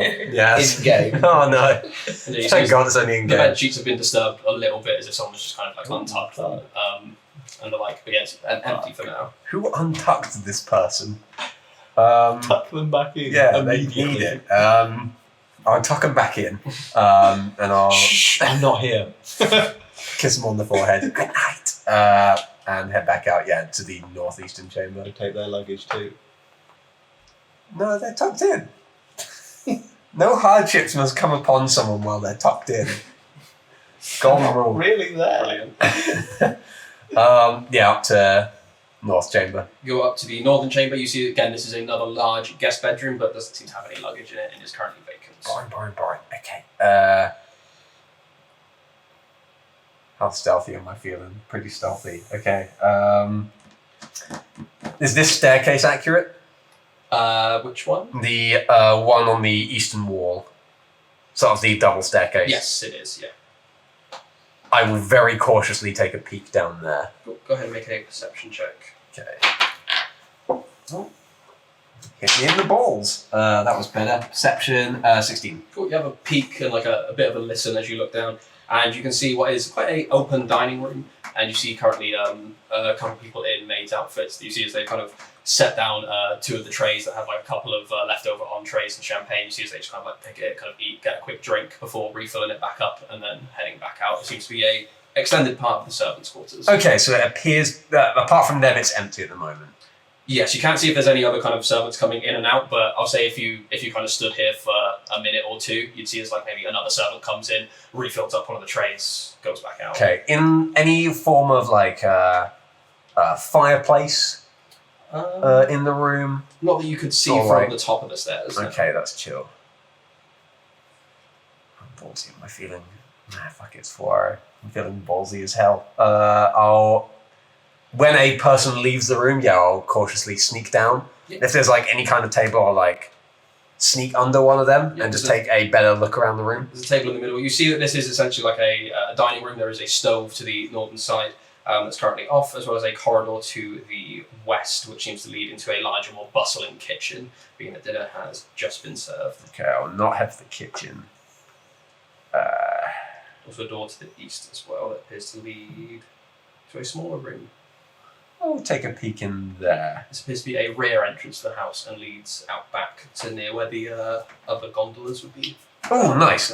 If I peek out, are there other guests milling about like the back garden, or is it just... There doesn't seem to be. It's not. Okay. There's not a lot of kind of garden space. Most of the garden space is at the front of the house. You see that there's like a smallish garden and then a kind of a small dock that has various kind of boats there, but no one seems to be kind of mingling in the garden. All right, then at this point, I'll head back to Scythus. Cool. During that time, Mustela guard Nem, River, and Scythus while you're waiting at the stairs. Anything you guys would all like to do?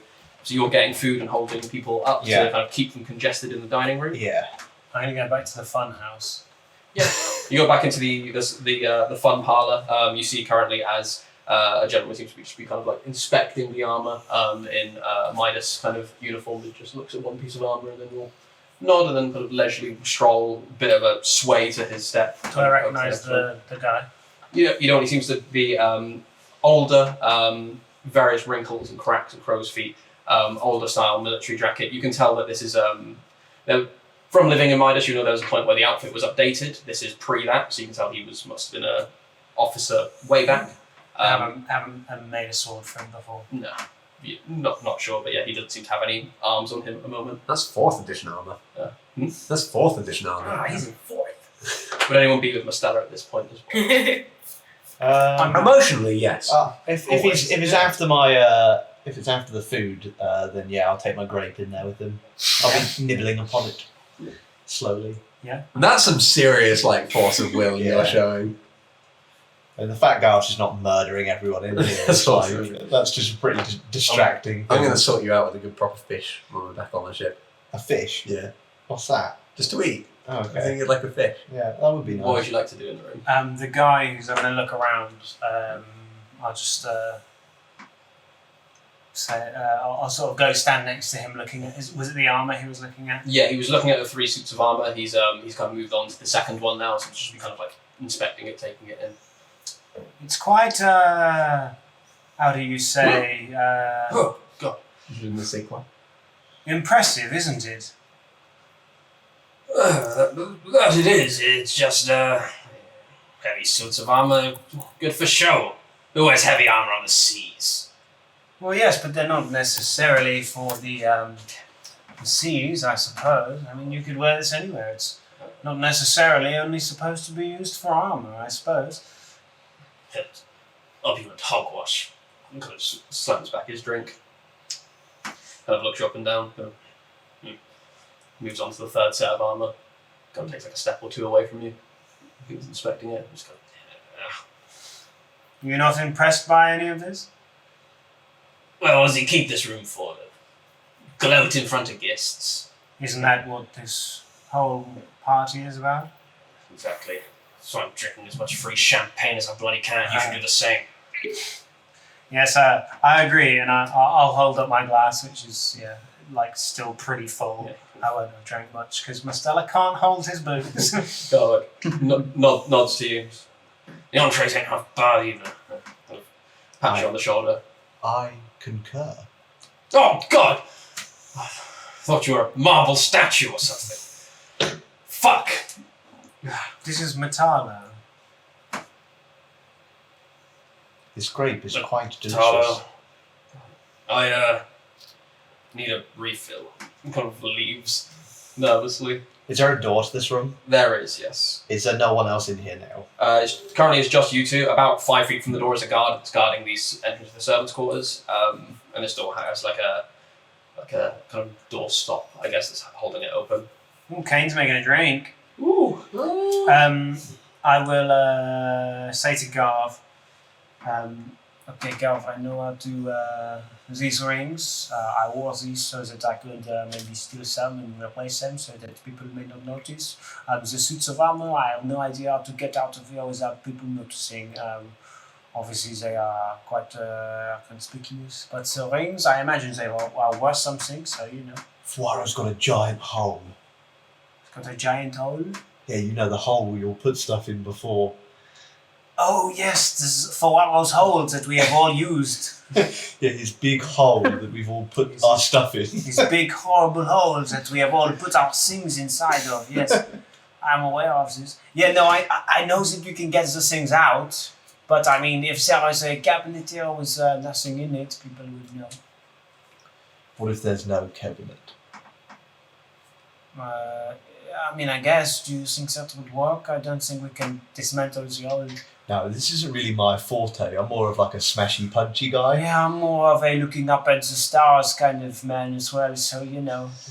See as the figure enters the room during mid-conversation. Yeah, it's quite. One of the figures that you came in with, by the name of Destin, the one who seems to have the weird flower kind of bloom around his head. He kind of recognises the two of you from the boat. Kind of. Ah, Destin. Well, you know my names. Sorry, I saw you on the boat, didn't want to intrude or be rude. I must ask, look like this all the time? Not seen you around the cradle before. I am a reflection of all. Well, I consider myself wealth, so I guess you must be a reflection of wealth. You see what you see. Option is a Tory.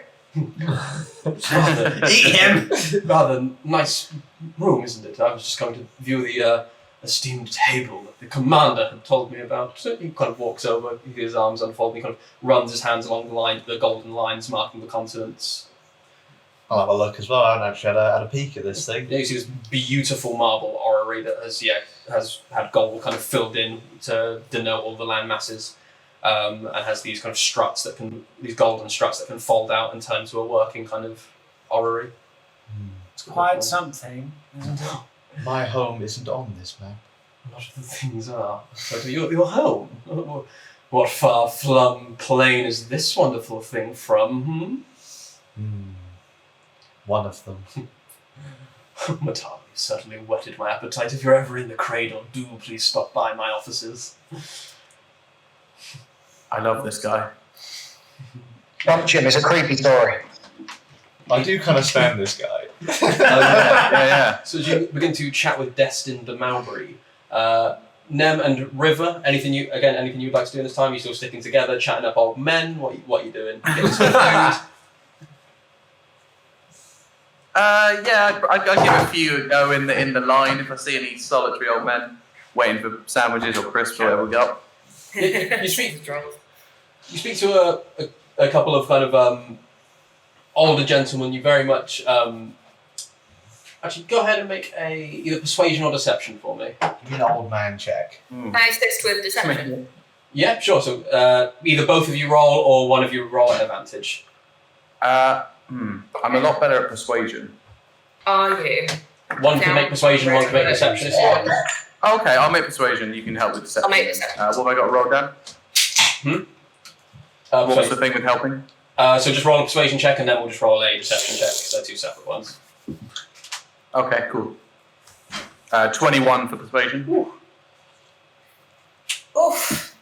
25 for deception. 25. Nice. Look at you. So you managed to get out a couple, kind of working your way, the two very fine-looking ladies mingling their way through the party, kind of talking to any kind of old gentleman that you could, any Midas kind of officials. You managed to get a couple of rumours. Apparently, the Dawnmaker herself is meant to be one of the guests of honour arriving later. They all seem to be pretty excited for that. You know that they... you met with some of the kind of words you get. You know that they've had a bit of a breakdown with Magnus recently in terms of their trade.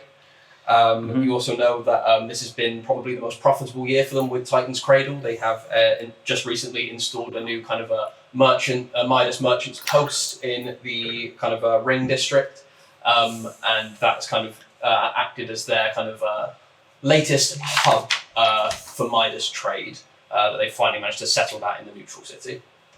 Damn it. Okay. Sounds like a good year for them. Wankers. I think, yeah, that's it. That's probably all I would be looking to do. River's very hell-bent on just getting as much info on Midas while we're here as possible. But if you have anything you want to do, Neb, she'll support you. Not really, no, I'm just like kind of tagging along. I'm just like, why am I here? I look great. There's a moment where you're kind of like walking through, you see as the commander that hosts the party begins to walk through, and he kind of catches your eye for a moment, then walks over to the two of you. Ladies, are you enjoying this here soiree? Sir, I'm having so much fun. I consider myself to be a purveyor of good conversation, and I've really hit the jackpot here. Well, I'm very glad, Miss Ravenhill.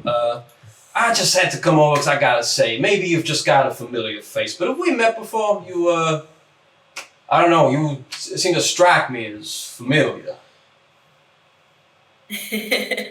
You know, it's funny. People tell me that a lot, but I mean, I know that I'd remember a face like yours, sir. I'm sure you would. You do flatter this old commander. Say, the dance is later tonight at 9:45. Would you care to be my partner in this dance? Well, sir, I would be delighted. Well, Miss Ravenhill, I sure do look forward to that, but first I must see to the guests of honor. They would be, Buggensworth, where are you? You see as the butler kind of steps in. Yes, sir, Buggensworth, what time might it be? Arriving in 10, sir, not forgotten.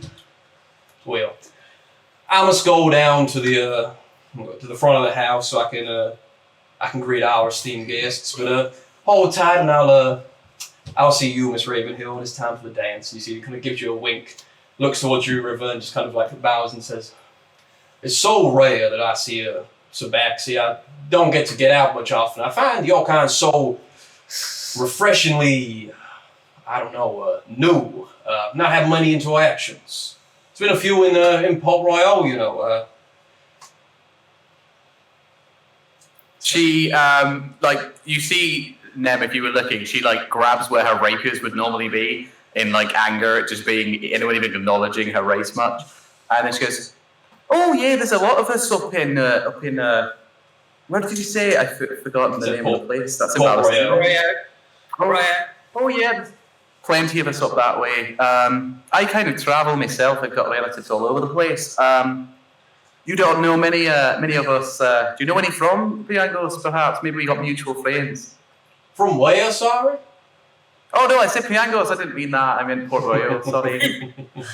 He's going to make an insight check. I'm from Port Royal.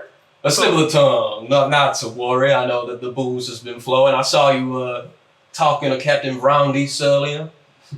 A lovely man. Well, a lovely man indeed.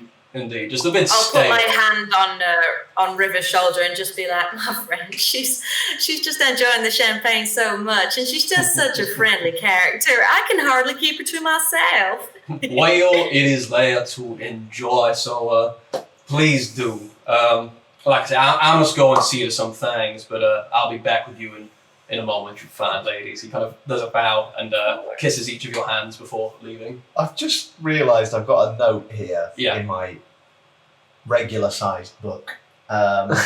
Says Captain Vrondis knows who I am. Yeah, he's a silver dragonborn that offered Fwaro a deal in Yeah. the second session. Oh my god, it's that guy! You've just not bumped into him. Oh, thank god! I wasn't there, was I? I wasn't there. No, you weren't. He just offered it to Fwaro. He was captain This is of... funny because when he said he recognised Nem. Not him, Commander Hartwell. Yeah, Captain Vrondis is the old guy. he was the captain of the Midas ship in Coldshire that you guys could have gone with, but you guys obviously went with the more neutral ship. Very early I was going to say, days. because obviously Nem's in a different, Nem's wearing a different face right now, so. It was about 36 sessions ago. Fucking hell. Yeah. We've been playing this a long time. In this time, Scythus, as you've kind of been watching and waiting, you see as people kind of come and go. You see the statue that's moving down the side of the corridor. You see as Commander Hartwell kind of goes in, moves back into that kind of reception room next to the front gates. You kind of look around. Faro, eventually you then go ahead and make a stealth check to get back. You'd be back within the 30 feet of Cyprus. So I get the +10. I'm going to use a point of inspiration. Goodbye, stackable. Wow. That's worse. Goodbye, luck point. Oh my Fuck's sake! god, dude. What was that? It was a 5, then a 4, then a 4. Oh my word. Well, I guess we're going to have to go with the 5. And that has shit to do. But it's still 24. Oh no, that's under the thing. Still 24? Yeah. Cool. Yeah, you managed to, Cythus, as you're kind of like looking around, Faro just kind of like sidles up next to you from down the corridor, as you manage to kind of like dart down without being seen by the guards. You kind of slink up to see Cythus that's still I didn't see you arrive and I see fucking everything, so I'm going to assume you're fine. Fingers crossed, let's move. You see as Commander Hartwell comes back out of the reception room, kind of turns and goes back outside of the front of the house. I'm going to follow that, if that's okay. I want to try and get a sneak peek of who our guest of honor is first in case we need the fucking Amscray. Yep, sure. I will, before you split up, I'll just say, nothing seems to be upstairs. We need to find that basement. Cool. I'll walk off without saying anything.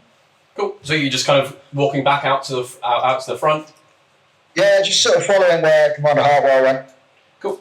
You walk out, you kind of go out and kind of stand on the terrace. There are a couple of guards stood opposite the door, kind of nod to you. Servant offers you another kind of entree. Would I know roughly what the time is? Yes, it'd be about 8:20. Cool. I'm going to say to Dustin, he's in the room with us, are you going to be greeting the guests of honor? Oh God, Matala, we've just met and you're already saving my skin. Yes, I suppose you'll see me in a little bit. Thank you for that. Please, Dustin, if you would, I'm making a trade deal with this fine fellow. If you wouldn't mind closing the door on your way out. It's all... I'll ask the guard to. Don't touch metals I don't know where they've been, although I'm rather tempted at the moment. Go on. I won't mind. I should get to the guests. You see, he kind of like gives you like a kind of like a saucy look up and down, and then walks. You see, oh, could we would you mind closing the doors for a moment? The guard comes. Sorry, we need to leave it open. It's commander's orders. Kind of shrugs. You see, he then quickly kind of totters off towards the front of the house. Silas, are you trying to like hide, or are you just kind of walking out as if you're just kind of going to stand outside? Certhis is going to pull out from his pocket a very well-crafted metal tin, and inside it are 4 cigars. Cool. That I've decided he's picked up for this particular moment. Cool. And he's going to produce flame, light one, and just start smoking. He's got no idea what he's doing. He's going all kinds of wrong, but he's trying his best. Make a con save, as I imagine this is the first time Cyprus has smoked. Yeah. It's gone okay. 17. There's a bit of a tickle in your throat, but you managed to keep it down and not immediately splutter into coughs. It's the second time Cythus has smoked. He shared some weird drugs with Garv on Tortuga in Garv's trial. Hell yeah. As you kind of stand there and smoke, go ahead and make a perception check for me, please. I'm going to burn it to earn it on that one, because that was only a 7. That's 19, so 26 on the perception. Fucking hell. So you look down, you can see as Commander Hartwell is stood by the jetty, and you see as some various boats are kind of pulling up with a gaggle of people in them. You see as just off to your left-hand side as Buldarian, Destin de Malbury, as well as Urin Merrybringer, the 3 merchants from Titan's Cradle kind of are off to the side, seemingly waiting as well to be introduced as guests of honor. And you see a number of sized people. You see a rather tall, lithe figure in these long, flowing, silverish robes, can't quite tell the skin color under the moonlight, but it doesn't seem to be kind of the normal pinky flesh of a human. You see a shorter figure, a dwarf. You can tell like the outline of this large kind of captain or like admiral's hat. Seems to be unarmed in this kind of. You see the gleaming white of this suit and various glinting gold across his person. You see a figure whose silhouette looks human, apart from these two thin horns peering up from this female form. Again, it's hard to kind of make out the features of her, as it seems like she has dark skin, kind of slate grey, almost black, as you see this rather attractive, well-dressed, almost in like a formal suit tiefling woman in this kind of beige colour. And you also see, who's the final one? You see a rather bookish-looking woman, kind of nice golden spectacles balanced on the end of her nose, hair kind of pulled back in a very nice and reserved bun. She seems to have almost tailored mage's robes that seem to have been pulled in at the waist, kind of hang quite freely everywhere else on the body, and it seems like maybe these were old robes that she's had converted or tailor-made into something a bit more fancy. You see as the commander kind of greets them, kind of shakes each of their hands, kind of plants a kiss on the cheek or the hand of the ladies before they kind of turn around and begin walking up. You see as the butler, Bugginsworth, kind of steps over to you and says, "Oh, I'm truly sorry, but we're about to do the announcements for the guests of honour. Would you mind just stepping inside, sir?" Hey, these are expensive. Do you mind if I finish it? Make a persuasion check. Yeah, that went about as well as it fucking should have done, to be honest with you all. That's really persuasive 5. Nice. You see as he But kind it of, is a really persuasive one. he says, Don't you have inspiration? No, I just burnt it to run it. "I know, Oh, fuck. I've met Tritons before who maybe weren't familiar with this, but the trick with cigars is you can actually put them out and save them for later." I'm just going to feign as if that is the first time anyone's ever said that to me. It's not feigning it, it is. Certus is confused, steps out and says, "Thank you very much, cheers. I'll be inside with the others." No, not a problem. I want to have one last glance, look back at the live figure, who you said was all dressed in white. Yep. Do I know what Admiral White Harbour looks like? I'd say you probably know that he's a dwarf with a large kind of flame red beard. Is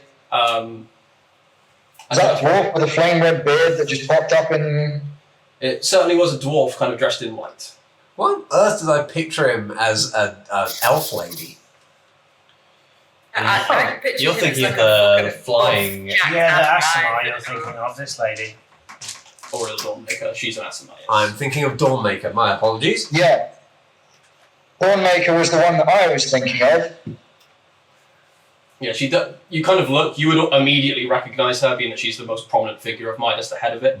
I would have described White Harbour to everyone. You don't see her amongst the Is crowd. White Harbour the guy who was your captain? Captive. You know, Captor. he is the captain of Shark. Yeah. I'm going to make my way back inside very quickly and try and find Colossus and Tiny Person. Yeah, so as you're all kind of like gathering around, you see this, That's it. as you two would have had a couple of moments kind of alone in this room until Cyprus arrives. If there's anything you'd like to try. Do it. Yeah. Do it. Oh no. Okay, I'm going to step up to the door. I'm going to follow him behind him. Can I see the guard who's waiting at the door? How far Yeah, away? he's not looking at you guys. He's maybe 5 feet from this door because he's actually guarding the door to the servants' quarters. He just happens to be posted just outside this one. Okay, making absolute sure that no one can see me. I'm going to sort of call the guard over and say, like, excuse me, there seems to be something irregular over here. Could you just come check this for me? Yeah, kind of like steps into the room with you. Okay. What seems to be the As soon as he's in the room, I hit him over there with an ashtray. no. As soon as he's in the room, I'm going to polymorph him into a rat. cool. So that's a wisdom saving throw. Yes, it is. Yeah. What's your DC? That's going to be close. What is my DC? 15. He fails by 1. As soon as he's a rat, he's in the bag of holding. No, so you pick him up and just stuff him into the bag. Rat noise. Close the door. Yeah, we don't have long. Yeah. But he's in the bag of holding. What? He's yeah, dead. but someone's going to notice, No, surely. they're getting the guess. Fucking. Get everything. Yeah. Everything in the bags are holding. You don't know how much time you've got. What are you going for? First of all, I'm going to go for the rings. Just try and open the ring cabinet. I'm going to dispel magic on the lock, first of Cool. all. What are you? You cast spell magic. It seems to take effect, although you're not sure if it was magical, but you're sure something's dispelled if. And try and open it if I can. Still locked. I'm going to try and lockpick it then. Cool. I don't really have... I'll just try and. Yeah, just Bust that. it open. Yeah, Cool. bust Make a strength check. For fuck's sake, God. I can never I have roll well. inspiration, take it from me. I've got one still. Okay. Oh, you've got inspiration. God damn. Oh boy. It's double. Yeah, that's an 11 on my strength. You can't seem to shift it. These are some tight cabinets. For my bitch. And then I'm gonna try again once I'm raging. That's... Where were those fucking rolls? That's a 24. Unless you don't. You get one of these larger cabinets open. You see that there's rather nice rings, diamonds, diamond encrusted, rubies encrusted. You see there's a couple of necklaces. There's one necklace that kind of takes your eye that seems to have this kind of large kind of face with its mouth agape with this large green kind of orb almost forcing its way out of it. Made of this dark kind of metal. Oh, fucking hell. That's probably... Yeah, just all in the bag of holding. Cool. You managed to get the jewellery. How busted is this thing? It's like you could see that, like, if you were to lift it up, you could see the splinters on the inside of the lock, and if someone were to really pay attention, they would be able to notice it. You don't have to Yeah. mending. The Obviously, spell. there are also various items now missing from it as well. Yeah. Do you have cheap jewellery? I've got all my jewellery that I've got on, yeah. But the thing that I'm slightly worried about is if they realise that all of it's missing and there's one person who was wearing jewellery who now isn't, it's going to look a bit suspicious. I think we're probably best off just leaving it and just quickly going through. What else is in here? Suits of armour, the main thing in the middle, a rather nice bust, some paintings. Bust, just bag of holding. Yes, you do that. After that, you hear a ding, ding, ding, ding, ding. Ladies and gentlemen, your guests of honour for the evening has arrived. If everyone could please congregate to the living room. Okay. You see as someone's like, what is this? Someone calls out, David? They kind of knock and then open. You see as a servant kind of looks into you guys. You seen the guard that was just outside? Sorry, he opens, kind of props the door again. I stand in the doorway trying to block as much of the room as humanly possible, which I imagine is quite a bit with my stature, and just kind of look down at this guy, say, no. Oh, well, have a look, thank you. I believe the guests of honour are arriving. We're on our way. I move quite slowly, as you may have seen. That's okay. So they kind of like step to the side to allow you to pass, but kind of stay there, kind of watching you two. They don't seem to have noticed the main thing, the bust missing. Please lead the way, Akanambe. I'll just try and skirt around you, I guess, make a bit of a pig's ear out of it. That guy's staying there, is he? Yeah, he's very much. He kind of sees you, sees that the guard isn't nearby, and as a servant, is just kind of waiting until he knows that you guys are out of the room. It's just the one servant. Yes, but he's in the dining room, and obviously the dining room's open. There are people there as well. Yeah, this room leads directly into the dining room. Before I meet the guests, I must powder my nose. Could you lead me to the bathroom, please? Yes, of course. Powder your reflective shiny nose. He begins kind of leading the two of you. I'll close the door behind us. Close the door. You see, as a lot of people seem to be gathering in the living room and the dining room. The rest of you going to gather there, or is there anything you want to do in this particular time? I was looking for Garvin and Mostella. Yeah, so you'd see them being led by this this servant. I'll just walk over to them and just say, guest of honour's Dawnmaker. Oh! White Harbour. Fucking... Stop having confusing names, Dan, that I haven't learned yet. White Harbour. Oh, Call goody! Dan out for having confusing names. At any point were we alone with the servant? No. Okay. He's lucky. Yeah, I was gonna say, telling Garv that is possibly the worst call Sciathus has made so far this session. Sorry, Sciathus. Oh no, wait, no. The servant's still here, I'm assuming. Yeah, the servant doesn't know your fake names or your real names. Yeah. So Yeah, I'll be honest, I've got no idea what Tom said. It sounded like it was being said by some sort of transformer. That was a very, very bad idea, essentially, to tell Garth that information. I just... You want him to get surprised?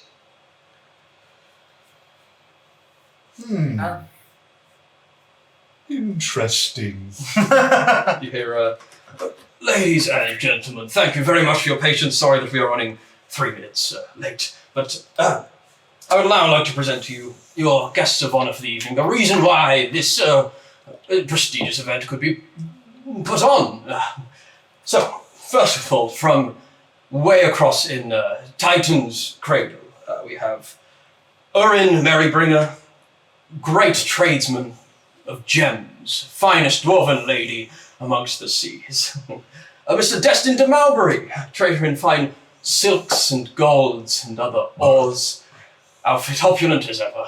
And lastly, Buldarian, the leader of the merchants in the humble city of Titan's Cradle, where we now share our wealth and profit. You see this Buldarian kind of like raises a drink to the various officers in the room, kind of gives a nod, but seems to be quite reserved.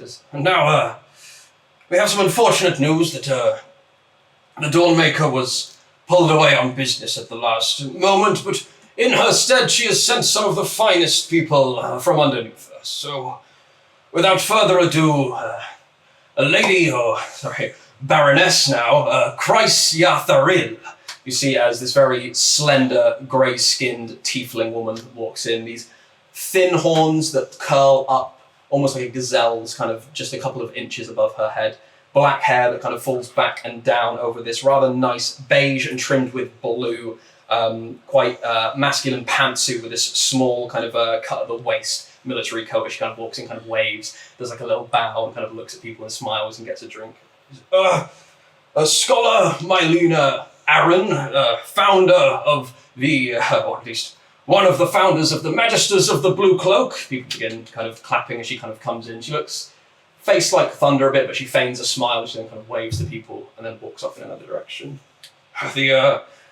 Just over from Havana, the Scepter and Grand Reverend in the Church of Fulmar, Grand Reverend Azir Ferdinand. And you see as the tall live figure that you had seen Sciathus walks through, you see this gentleman with this shimmering, kind of silvery, kind of textured robe.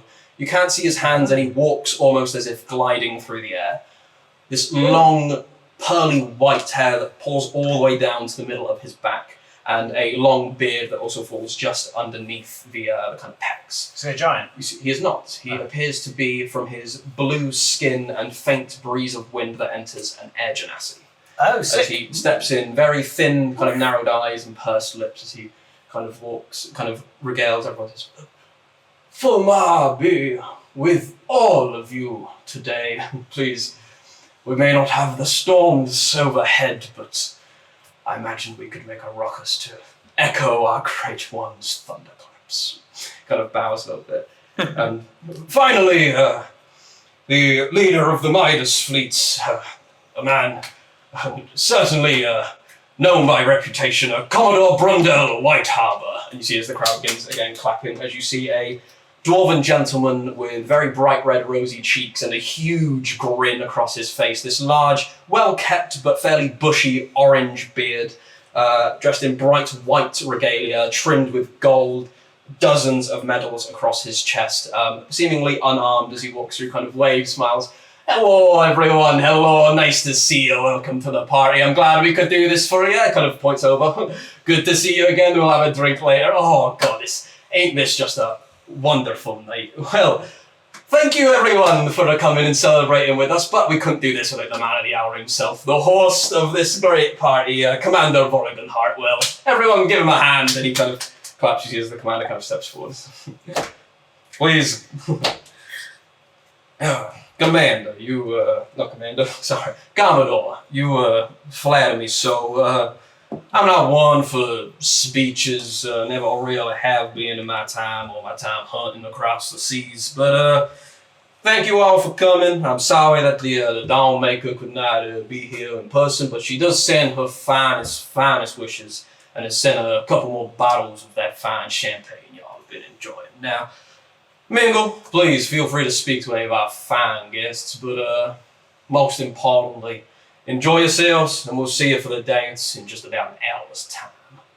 Kind of nods, looks around the room, and you see as the guests of honor begin to disperse, and people immediately kind of walk up, begin shaking their hands and speaking to them, as the crowds again begin to kind of disperse, and the party goes back to a more calm presence. A quick thing to cut back when the servant said, like, we're running 3 minutes late, I would have leant up to anyone nearby and just said, wow, 3 minutes is good for us.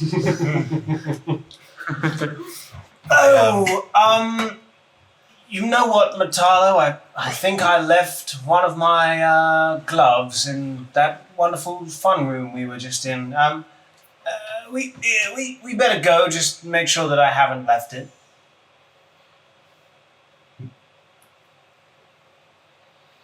And I'll move quite quickly. I see if I can pick out Fawaro in the crowd and bustle him into a corner. Yeah, you kind of like, with your advantage around, you kind of like scan the room, and you manage to spot Fawaro. I bustle him into a corner. Ow, don't bustle me. Why you do that? I'm bustling here. No! Alright, Stop! very subtly hand you a piece of jewellery. Put this on the Dragonborn. No, put this on someone and then tell me who you put it on. We might need to frame someone. What have you done? You know what? I don't need to know. I've started the heist, Scythus. Scythus? Not Scythus, Fawaro. It's on. We started the heist. Good, I started it first, just so you're aware. Did you get anything? Yes. Oh, okay. I'll show you later. Right, well, yeah, put this on someone. Yeah, tell me who. And then later on, I've got an idea. Gotcha. Yeah, I'll sneak right. I'll look for that Dragonborn who I may recognise. Yep. That's a terrible idea, which is why I said don't do that. You said Dragonborn, you give me an idea. Yeah, so you see him, you see as he's currently talking to Commodore White Harbour.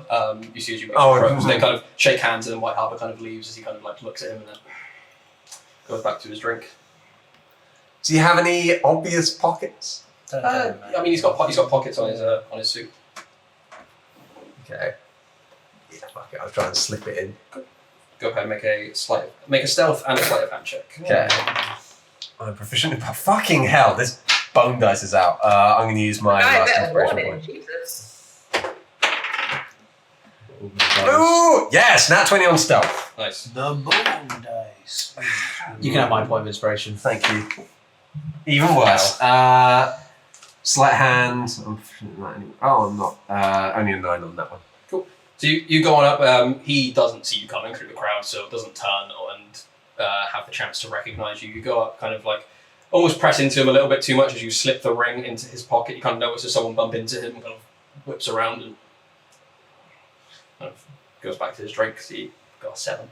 I pretty quickly head back to the sun parlour. Yep. As soon as I'm out of sight of anybody, would I have seen on the way here where the other Goliath, what was his name? Guldarian, where he was? Yes, he would currently be in the main living room where the dance floor is. Cool, that's probably fine.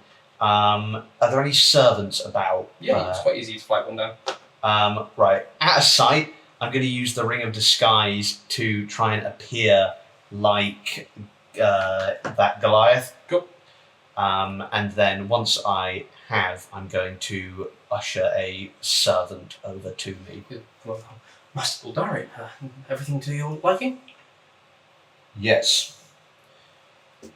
I noticed something rather odd. There was a silver dragonborn in here snooping around.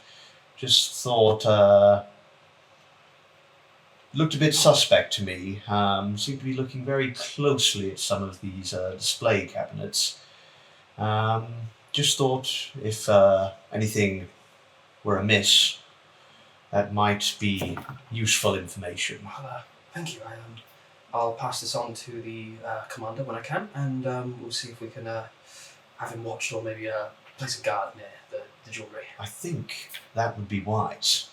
Thank you. Right away. He kind of hurries off. As soon as I'm out, I move to a different room and turn. As soon as I'm alone, turn back into Metallo and don't go back to that room for a while. Cool. River, Nem, Cyphus, anything you want to do with the during or after the guests of honor arriving?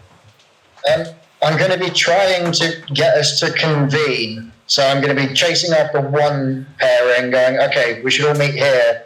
And then I'll run off and find another pairing and say, okay, we should all meet there. By which point, I assume they'll have gone, nah, fuck that, we're going to go off and do our own thing.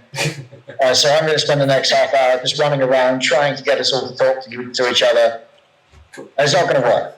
So Cyphus, Forrest we game once. Once Forrest done his drop, he'd be game to reconvene soon. He's behind you. Yeah.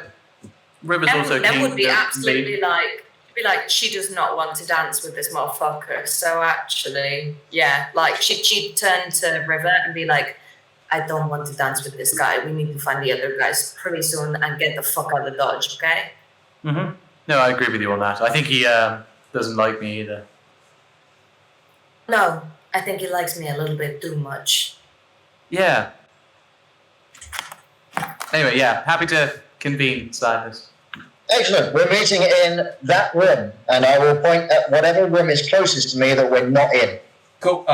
Well, I guess take your pick. You can go to obviously any of the areas downstairs that guests are allowed into. Let's go to the den. The what? The den. The den? Cool. Yes. Yep, you go over into the den. You see that there's like a nice sofa placed in front of a burning fire here. No one seems to be in here currently as everyone's kind of fawning over the guests of honour. And I will just say to Nem and River to just stay there. I'm going to go and try and find the rest of them. And I'd be like, Silas, wait, hang on. You seen Garth recently? Oh, not since the dwarf arrived, and I've got a horrible feeling he's murdering someone, so I'm going to try and stop him. This is what I was going to say. Like, do you need some help? Because I'm pretty sure he's not going to be okay. You know, not on his best game. I trust God to be smart enough to know that killing people will get us all killed. I don't. No, I don't. I don't. Okay. No, I was hoping that if I said it out loud, I'd believe it, but Oh, so what are we gonna do here? I think we can't just wait in this room for him to come out.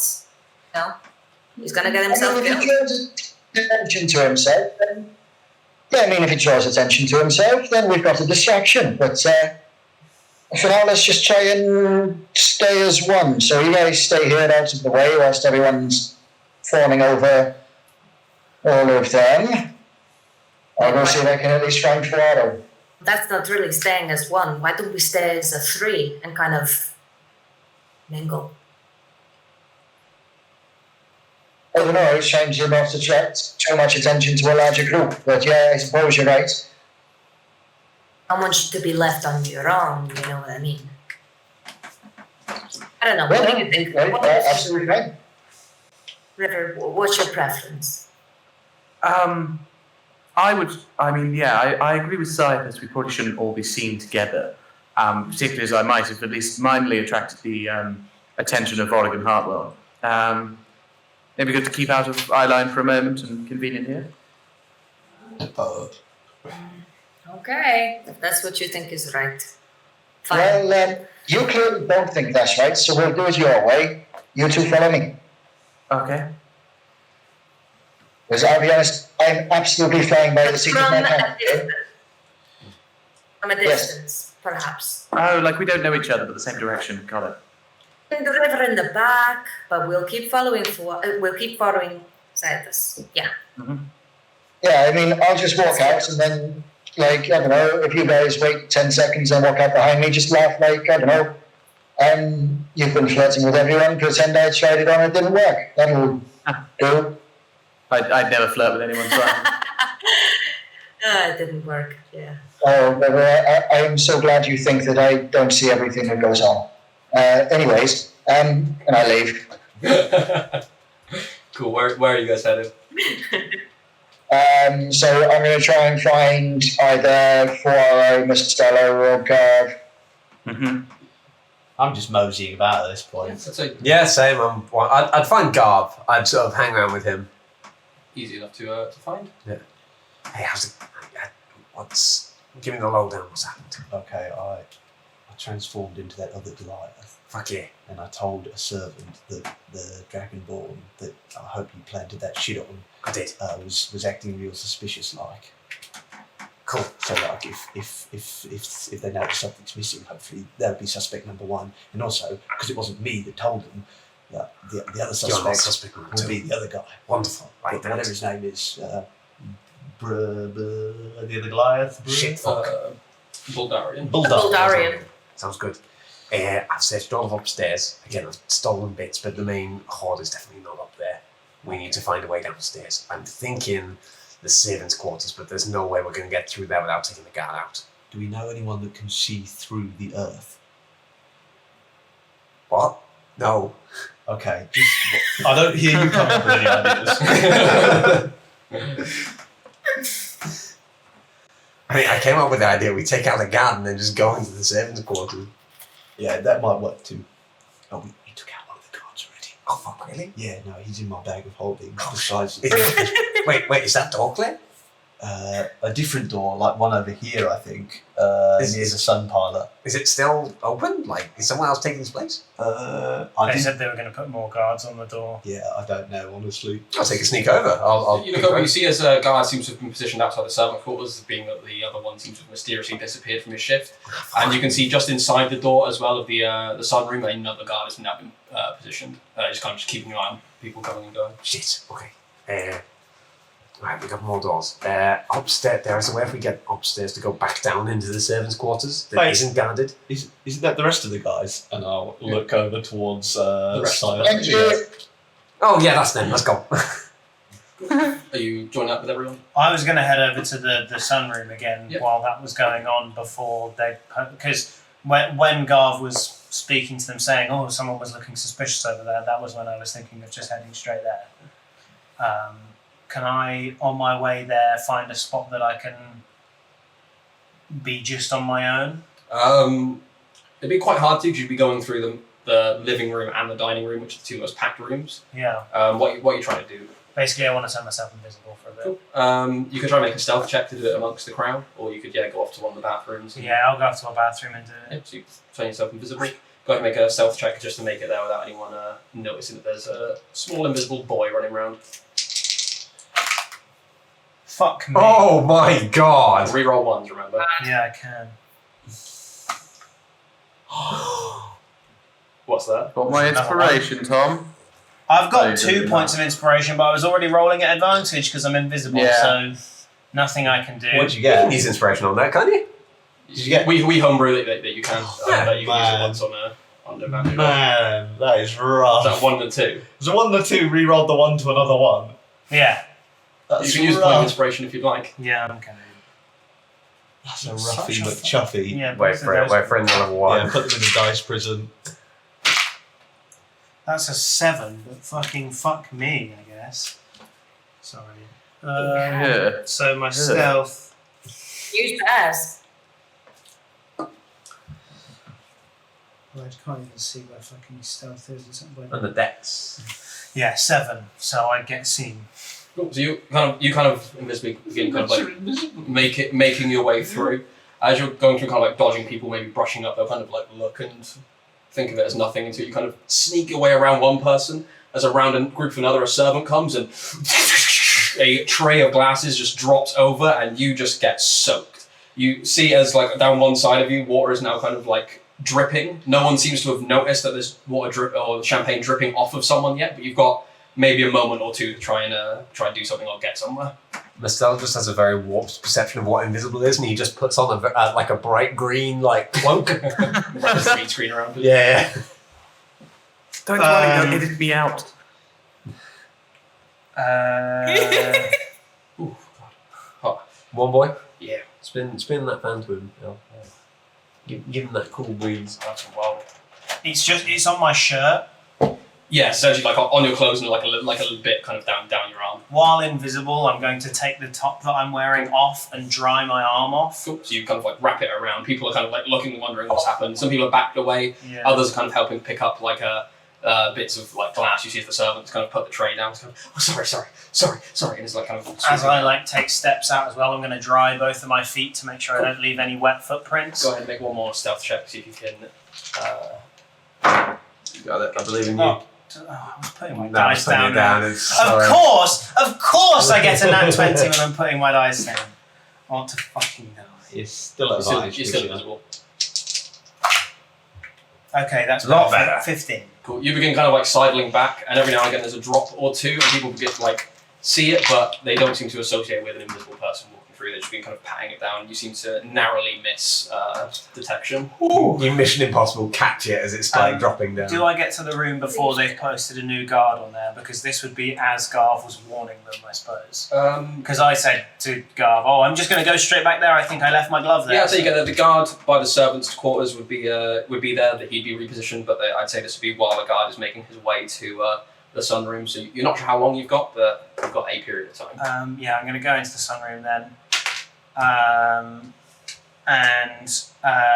If I can get into the cabinet with the 3 suits of armour, can I? Yeah, just 3 separate cabinets, one for each suit of armour. It's like It's like a rectangular glass case. Well, in that case, Dan, tell me which looks the most expensive. They all look about the same. You'd say each of them is probably worth 10,000 gold pieces. Oof.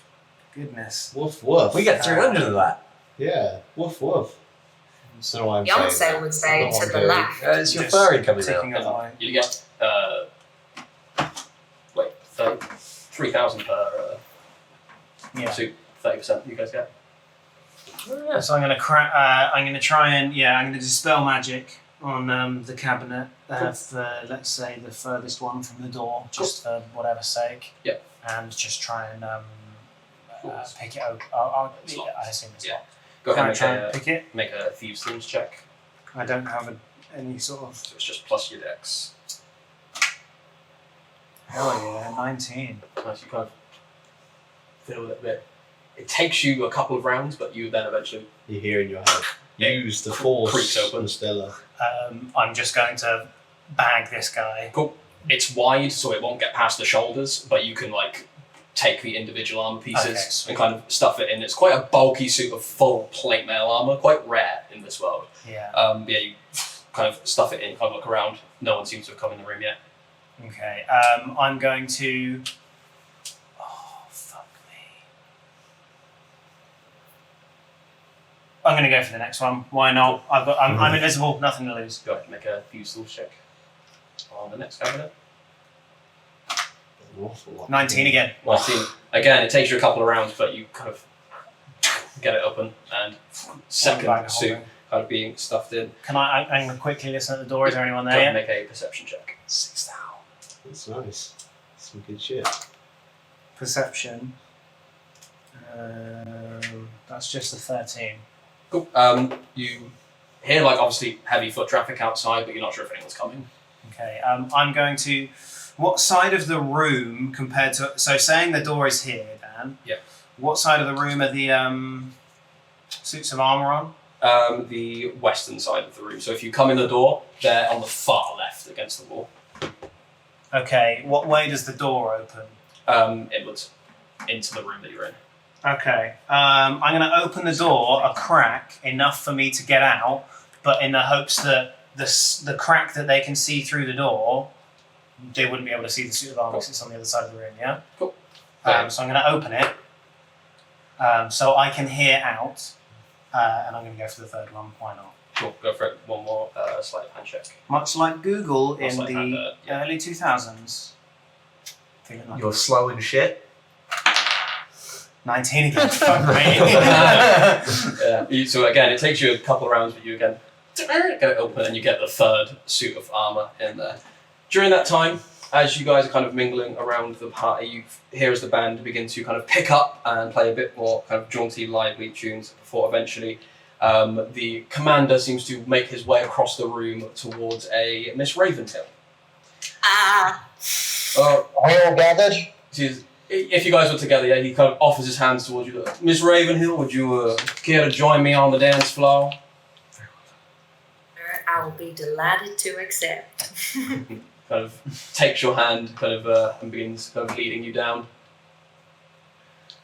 You see as the dance seems to be in session, and Nem and the commander kind of start dancing, and you see people kind of like looking around, kind of looking at some of the guests of honor on the floor, kind of dancing. You see both Christ Yatharin as well as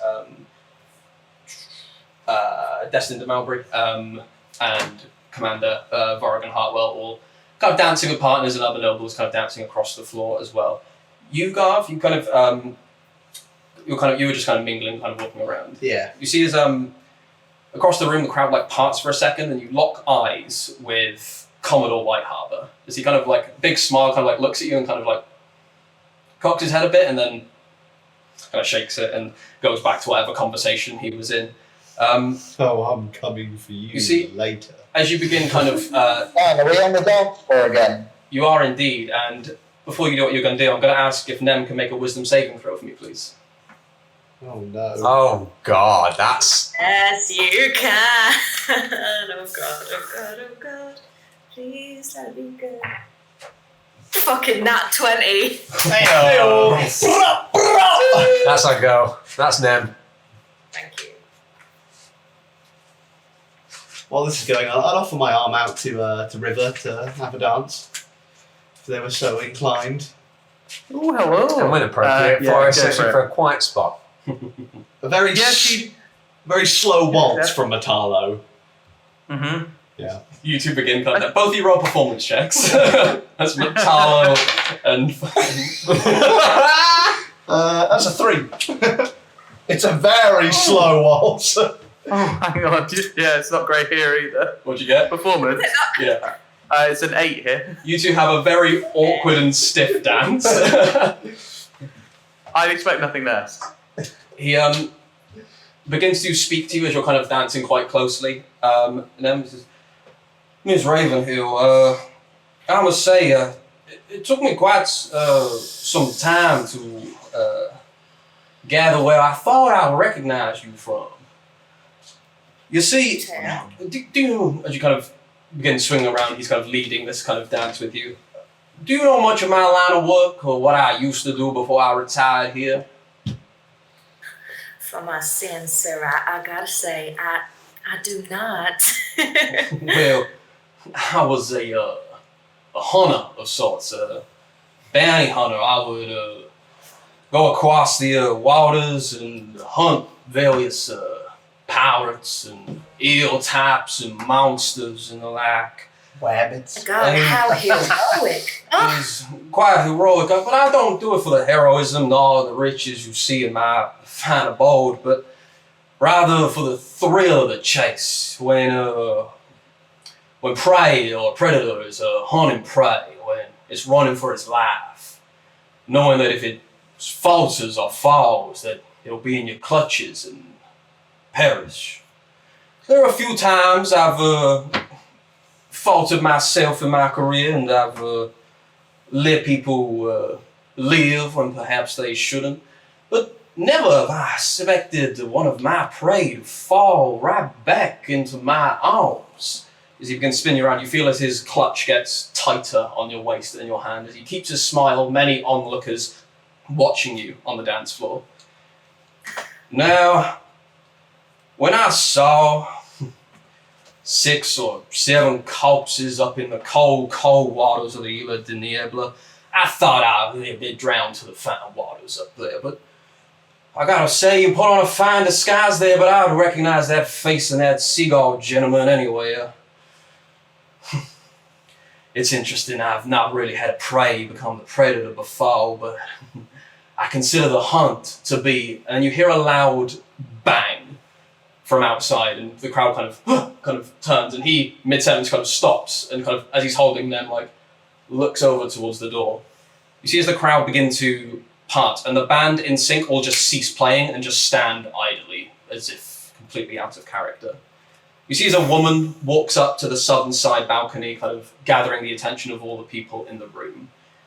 You see as she walks in this kind of fairly plain, nondescript black dress, form-fitting. She has these arms that seem almost longer than usual, just a little bit, and these larger hands. She clasps them one over another before kind of looking out just expectantly to everyone, and murmurs go through the room before silence eventually takes it.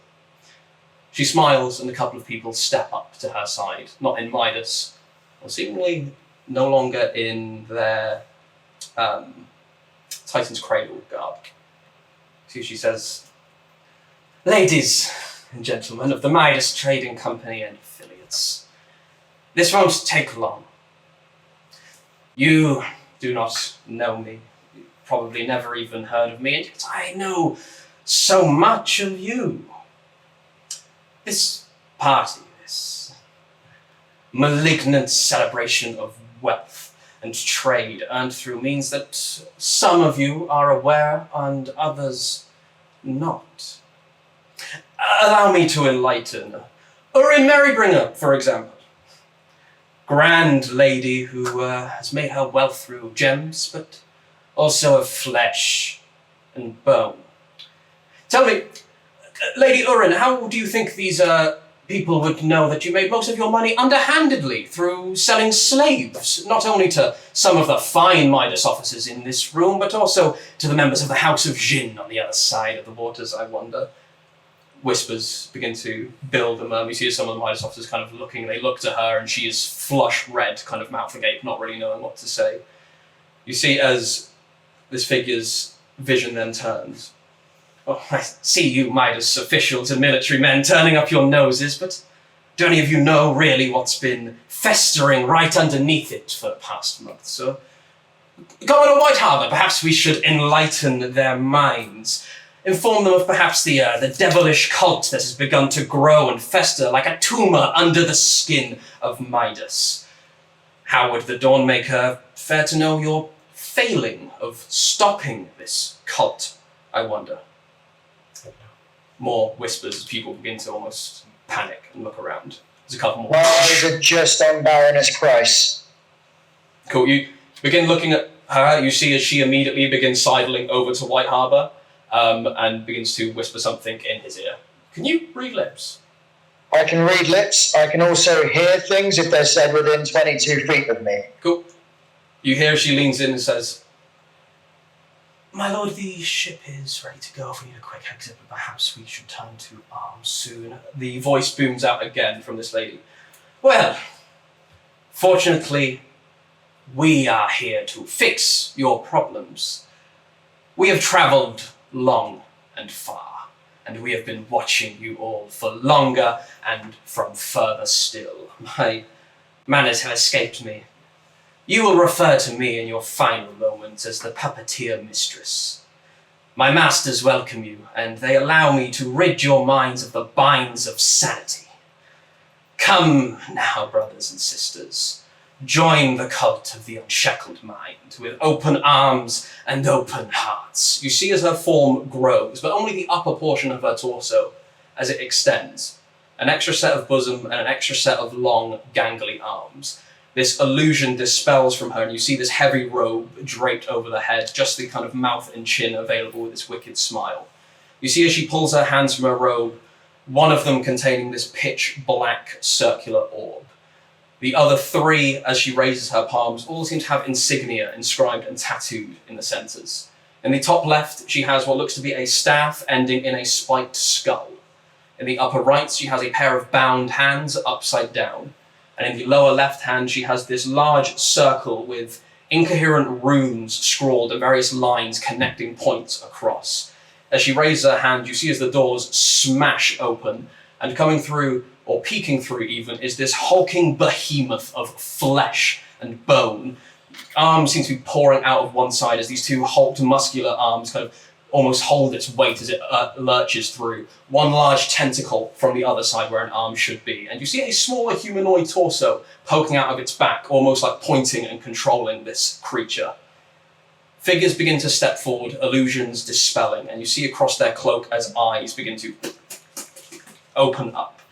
This lady kind of grins, and you see as these two dogs appear by her side. Similarly, eyes open down the entirety of their sides, and you see as some of the nearby people just drop dead on the floor as they...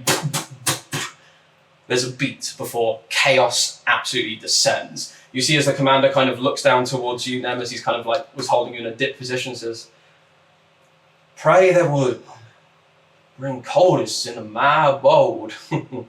"Well, Miss Ravenhill, the game is on." And he just goes to drop you on the floor. Make a dex save for me, please. Am I close enough to try and catch Nem? Yeah, go ahead and make a dex save as well if you dive in to catch Nem. Just as a side note, Yeah, when please she do. started making her speech, I would have started Please moving do. towards the servant quarters and popping into the bag, holding and pulling out my assassin dagger. Sick, cool. Dex save of 14. Cool. 14 and Nem. Warwick. Yeah, I think I'm going to use my inspiration, actually.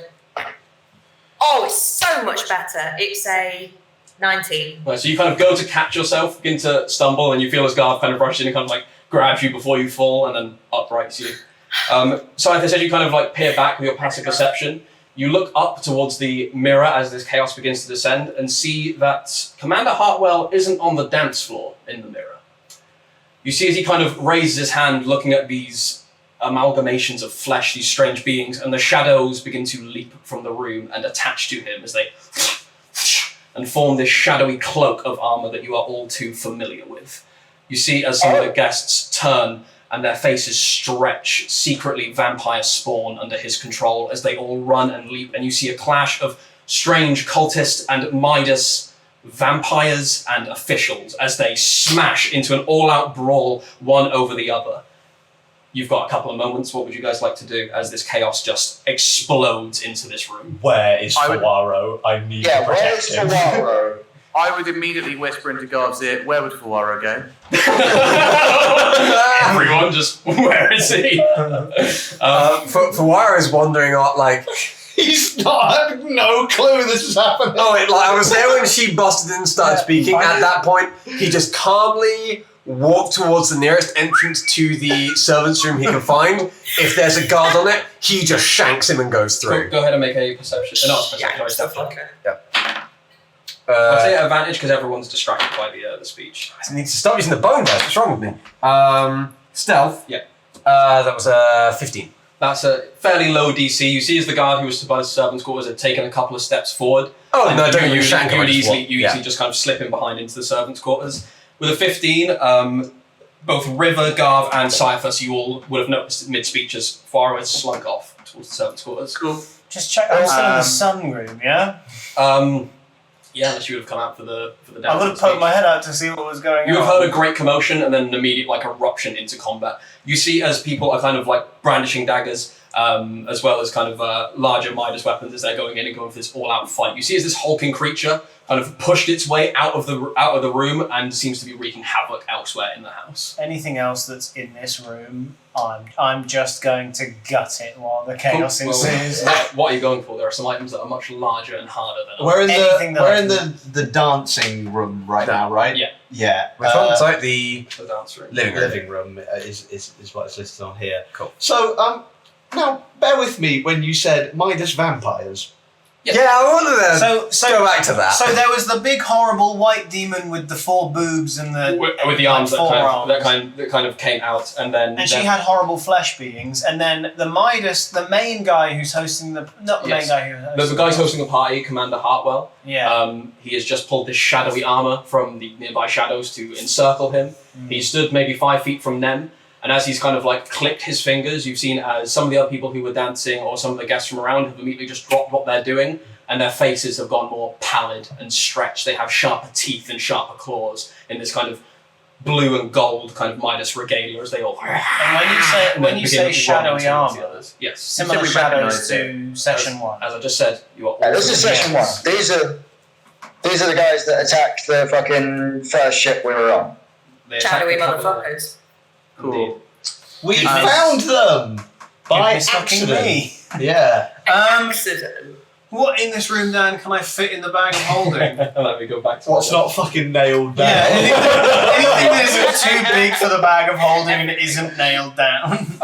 Yeah, there's Even some of the stuff that is. So I forgot to mention, there's quite a nice tome open on a kind of like a plinth, as well as a kind of nice sword to one side as well. Sorry, I forgot to mention that earlier. They're easily grabbed. If you've got this kind of book and this sword. The rest, kind of, if you want to, depends on how much time you want to take or how much time you think you could take. As you could start kind of cutting paintings out of their frames. You could try and shift some of the larger stuff if you wanted. It's kind of however much you think you can do. Yeah, paintings next. I'll start. I won't cut them. I'll break them out of the frames and roll them up. Yeah, so it'll take you a couple of minutes for you to kind of like break them and kind of get. I'll say you get like 3 to 4 paintings. In the meantime, you're in the servants' quarters. What are the rest of you doing? And I see Fuaro go. Yeah, so Scythe, Scarvan, River, Orcs, or Fuaro kind of slink off during the speech. And would I have seen which direction Commodore White Harbour was to go in, perchance? He hasn't moved that much. You see he's maybe stood about like 30 feet through the crowd from you. And you see he's currently moving his hands in some kind of pattern at this particular moment. I would ask for Garv's help, like, whilst he's holding me, whilst he's caught me as well. Yeah. I think. What are you doing, sorry? But like, I was going to say, like, I would have probably asked for Garv's like help for a second, just whilst he caught me after like the guy dropped me. But like, what's your plan, Garv? Can we move Annie's camera over? Oh, yes, I can. I can do that. There we go. That's better. Thank you. I was going to totally try and murder the guy that held me prisoner for like the last few years of my life. Amazing. How about you? I wouldn't say I've held you prisoner. Amazing. I was just gonna kill this motherfucker who tried to, kind of dance with me and then like said a bunch of shit to me. It kind of pissed me off a lot. So, you mind if I deal with that first and then we go and get your guy? Is that okay? Yeah, no, go for it. I'll very nicely put Nem down. Do I have time to run into this conversation? I'd say with your movement and action, you could get there just as this chaos breaks out. Sweet. Right. I love you both, and I completely appreciate that you want people dead. But if we run that way, I'm just going to drop a ship on these guys. So let's go. Yay! Oh. Are you fucking kidding me? No, I'm not. Now let's go. We've got a job to do. Yeah. Okay. Can I at least get one primal savagery in on this guy? Okay, but you'll be 6 seconds behind the rest of us. This ship is going in 12. The entrance to the servants' quarters. That is so fine. Sorry, go for it. Yeah, what are you saying, River? Like wrong. How far away is the entry to the servants' quarters? That would be... It's up in the other room, so it'd be about 80 to 90 feet away from you. Nice, not a problem. Cool. Are you going for that? Go ahead. Yeah, feline agility and dash, just stack them. No, so you begin kind of running off after. You see as this just tears out into an all-open fight. You see as one of the large dogs with the eyes down it hops onto the person, kind of one of the just general minus nobles, this woman, sinks her teeth into its neck, and as it pulls back, you see this kind of wispy white energy. You see as the body underneath begins to glow brightly from the inside. You can almost see the bones silhouetted against the skin as this light moves up through the throat and up out of this mouth, and you see this small orb of kind of yellowish white light that transfers from her mouth and into this dog's as it looks around. Anyone who witnessed that in the main room can make a religion check for me if you like. I'll do that. Not gone well. No, me neither. 5. It has gone well for me. Cool. That is a 22. Cool. It's rare to see stuff like this. You've heard about it in various spooky stories and the like, but you're pretty sure that this weird perversion of a wolf just consumed that person's soul. Worse. You see as this kind of like power goes through its eyes, they all kind of flare up on its side as it begins stalking around and hops down onto the dance floor with you. Filthy. The commander is going to turn and take 2 swipes at Nem, being that he's having fun. They know who we are at this point, right? I was going to do that first. There's only a couple that he saw in the first session, which was anyone who went over to the ship. Yeah. So he doesn't know you two. He knows me, Nem, and I think Scythus. Yeah. No, well, he knows me as an He's seen octopus. through my... He's seen through my mask of many faces, so like, yeah, he's got some sort of Yeah. vision. He definitely knows us two, maybe ciphers. He- He's got vampire vision. Hits you with the first attack, then, but instead of doing damage, he's going to choose to grapple you instead. As he kind of, as you go to like get away, he grabs you by the arm, pulls you in, and as he goes to pull you in, you see as he opens his mouth and his fangs lower, and he's going to go to bite you. I should not have left. He was talking about up here. Is that where we were initially hit? Is that when he said like, "Oh, Nem, I recognise you from like"? Around here. At advantage, that is a 1 and a 20. When the Cavalier was. Oh my god. I didn't realise. Fuck me. So Fucking kidding me. he is going to crit on his bite.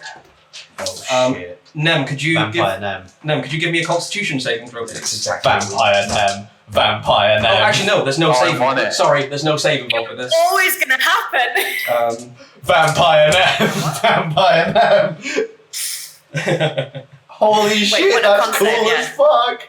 No, No, there's no save against the tropes. So that's going to be Funny.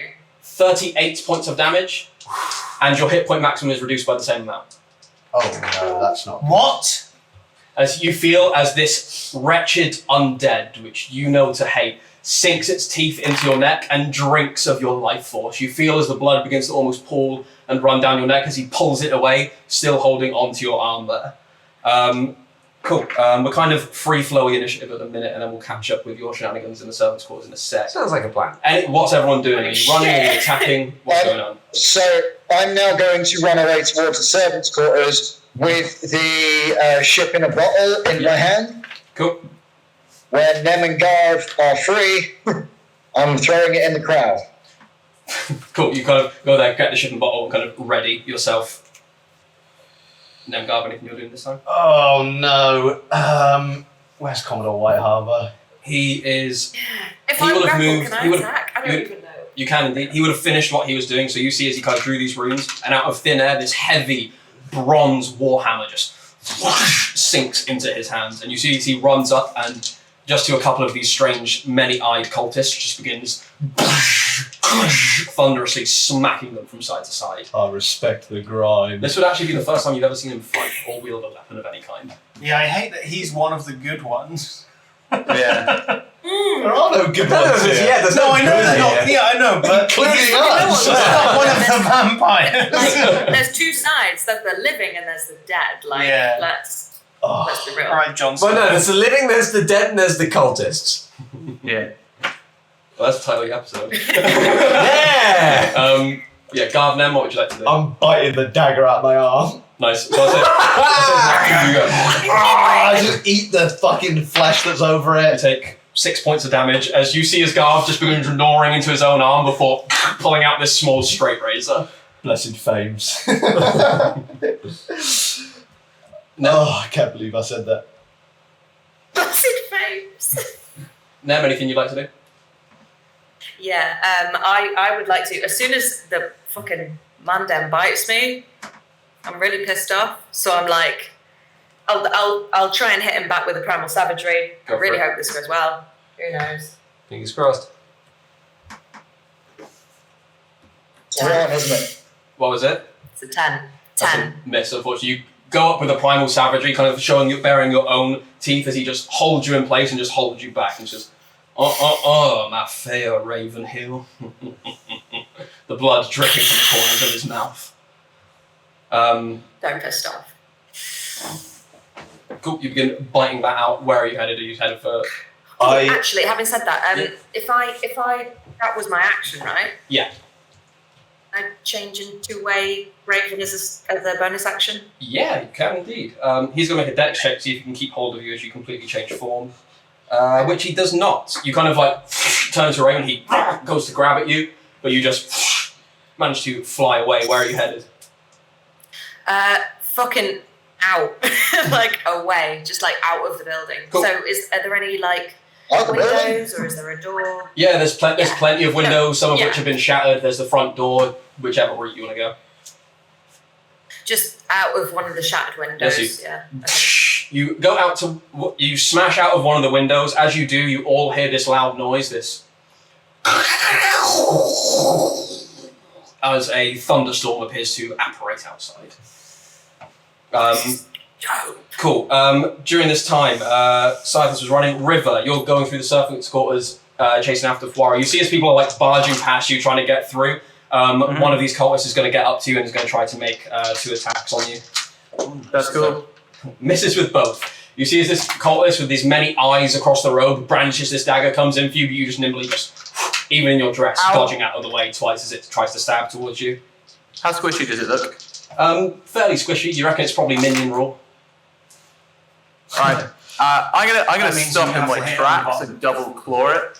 Cool, go for it. Go ahead and roll one of your attacks. Alright, cool. What is it? What do you add to it? Is it strength? I just can't remember my claws were. 2 seconds. I think we said dex for you.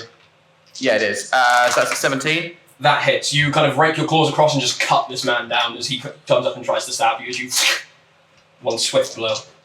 And she just goes, "Don't fucking touch me," and then carries on running. Nice. You begin and you manage to break in through the servants' quarters. Mastella, as you come out of the room, you see in the dining room as you would have just caught a glimpse as the Reverend the Azir Ferdinand, as he began floating, and then the windows around him shattered, and he hovered outside with lightning crackling all around him like a lightning cage. Who was that?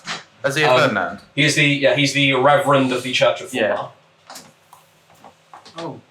Anything Good. you'd like to do in that time? Oh shit, chaos has ensued? Oh, thank God I can stop doing that god-awful accent.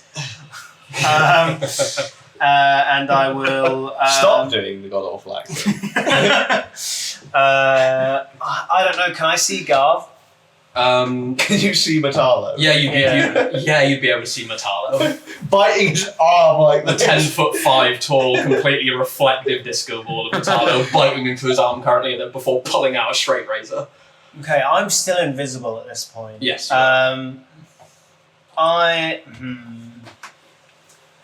there anything expensive in that dance hall? Not really, no. It's No? mostly clear and used for, dancing. Clear is a strong word for what it is now. And, clear of valuable goods. Many bodies. Okay, I'm going to... Yeah, lousy with corpses. Yeah, I've got a bit of FOMO, I'm going to head towards the servants' quarters. Cool. Easy enough, you were in the sun parlour, so you just duck in. You pretty much get in the same time. Did I get everything that I possibly could have done in that previous apart room? from the large kind of orrery table, Yeah. which you need something much bigger than a bag of No, to- of course. to do. Yeah. That'll Cool. do. So you break off into there. The 2 who are still on the dance floor, Garv and Cyathus. Garv, you hear this. You see as the figure with the many arms kind of hovers up and then down onto the dance floor before a Midas official starts running towards her. And then you feel a sudden embrace around you. You feel as a set of arms come around your waist and hold you, and a set of another arms come around your shoulders and cock your head to one side as a voice whispers in your ear. You see as she pushes your head towards the Midas officer and just says, "Do your worst for him, darling." Go ahead and make a wisdom saving throw for me, please.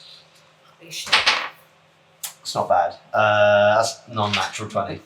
I mean, you're gonna do it anyway. It doesn't matter. I need to actually check what... I'm gonna Darth Vader this motherfucker. Where is the ambassador? What's that saving throw? Oh, sorry, it was a charisma save, not wisdom. Charisma save, Yes. 19. 19. Okay. Oh, I completely forgot this ability I made. Sorry. It's a contested charisma check, so I'll roll and see if it beat 19. Charisma check, still 19. She does not. So you do this, you kind of feel this almost other intent come over your head before you kind of wash it away, and you I'll whisper back, how about I get White Harbour for you? you don't hear anything. It seems to be a momentary Okay. thing. Yeah, that works. You see this monster running towards this kind of 4-armed creature. You see White Harbour kind of on the balcony on the way, kind of like just bludgeoning people with this large maul. How far away is he from me? If you were to climb like 40 feet, if you would like hop over the balcony to him. Fuck, get the fuck out of there. Yeah, I'm gonna head over towards him. Cool. And is he out of the main kind of crowd at this point? He is. There's people around him as people Yeah. like cultists are running up to him, but he's just kind of like felling them as he goes. And as I'm running, I'm going to grab one of my flare stones out of my bag. Yep. And if possible, when I'm right behind him, just smash it into the back of his face. Yeah, go for ahead and make an attack roll with strength, I guess. Oof, that's a doof.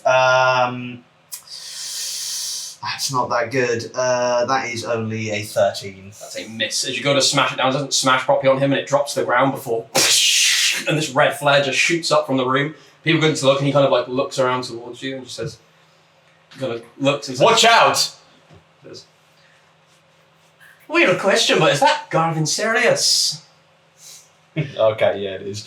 I had a wee little bit of intuition that you might be here tonight. Only guy is stupid enough to walk back into my clutches. You see as he turns around and smashes another cultist that kind of down onto the ground before kind of like turning towards you. Kind of still this huge rosy grin across his face. Oh, it's been a while since I've seen you. Not many impressive Goliaths your size that you come across, I was suspecting. Oh, this day gets more and more interesting. I would ask, but you know. Listen, alright, how have you been? Not too bad, but better now that I've been reacquainted with my lost property. So I suggest that you save yourself and go and get on that ship. And can you make a wisdom saving throw for me, please? Oh my god. Oof. Oh god. Can I Fair. give people luck You points? cannot, I'm afraid. I think Yeah, it'll be yeah, inspiration. I don't have any. If you want Yeah, to. mate, I've got one. Pass me the wisdom. What was it, wisdom? Yes. That's a 19. What's his save DC? Who did you take that from? Tom, Me. I think. Okay. It's not on there because it's on my phone. Holy shit, this is. I told you, you got 12 seconds and then a ship's getting dropped. You feel as this kind of like his intent kind of washes over your brain, but just your experience with him and your anger, you manage to push through it as, you now do not need to go and get on his boat. Nice. Say the magic word. You see as the smile kind of drops. Fuck it. Cool. Scythus, what are you doing at this time? You see this guy's kind of cleared the dance floor and gone up to White Harbour. You're there kind of holding. Do you release the bottle? Do I remember how big the Terratide is? So, I mean, it's a ship, so it's gargantuan. Like, in terms of feet from one end to the other. From bow to stern, it'd be about 80-ish feet. It's going to fill this room. Sweet. Yeah, it'd feel... It'll fill this room and then some. It's going to fill 4 of this room. Hey, Scythus. Odds. No,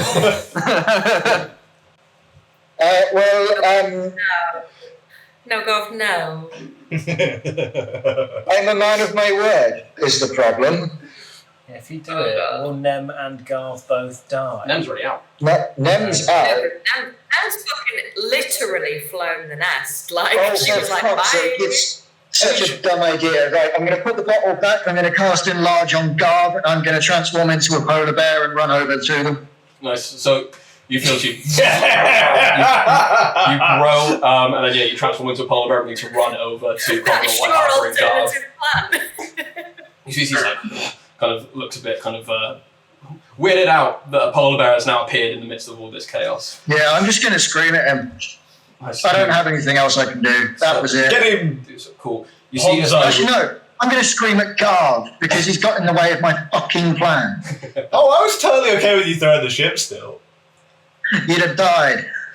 you see as You're not raging. Commander Hartwell jumps to the ceiling and then walks along it above the cultists and begins sending down what looks to be bolts of eldritch energy towards the some of the cultists, felling them as the dogs again begin to maul and make their way through. You hear louder bangs coming from the upstairs portions. While all this is going on, Floro, you've been quietly just gotten into the servants' quarters. There's a few servants nearby, but with all the havoc that's broken through, no one seems to be stopping you. Cool. Cool. Where are you headed? So I'm walking briskly. For start, I'm not in a sprint. I'm trying to maintain some cool. I walk up to the nearest servant I can find, and just grab him, assassin stagger to their throat. Correct answer only. How do I get to the basement? What basement? Cut his throat. And I'll just search the room. Cool. Go ahead and make an investigation check. Okay. Oh, for fuck's sake! Last luck point of the day. It's barely any better if it's not a crit. Investigation, 6. You go through, you kind of begin searching through, you find like piles of clothes, I say you find like 12 gold in amongst the kind of... Oh good, Black Bill will be thrilled! The servant's belongings, but apart from that, as you kind of like toss this room, you don't seem to find anything. After a couple of minutes or so, not even a minute, because I guess it wasn't that long, River kind of like bursts in through the door, closes it behind her, and then Mostella the same. You go in and see as Fuaro has just essentially turned this room upside down, kind of searching, and there's a dead servant on the floor. There's a basement. We need to find it. That's where everything is. All right, I'm on it. I'll do an investigation check. Go for it.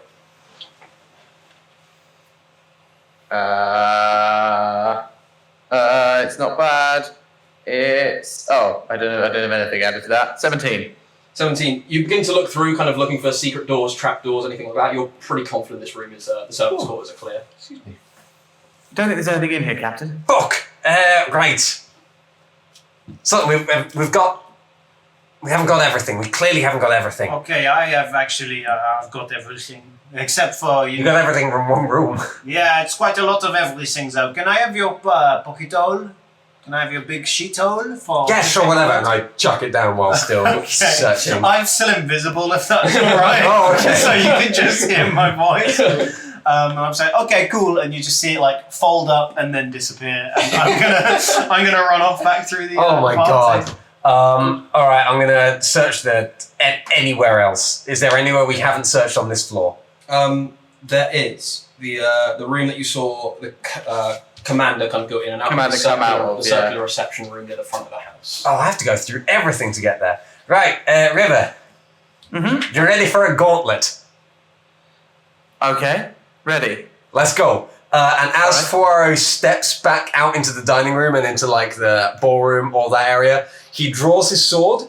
And you see as it comes out of the sheath, it doesn't look like stars, and his entire outfit just bursts into flame, and he is just engulfed in fire for a second, and then it goes out and is in his full pirate regalia again, cloak of billowing on, fully going for it. And he's like, right, let's kill some fuckers, and I will start diving towards the that room. Let's go for it. You kind of whip.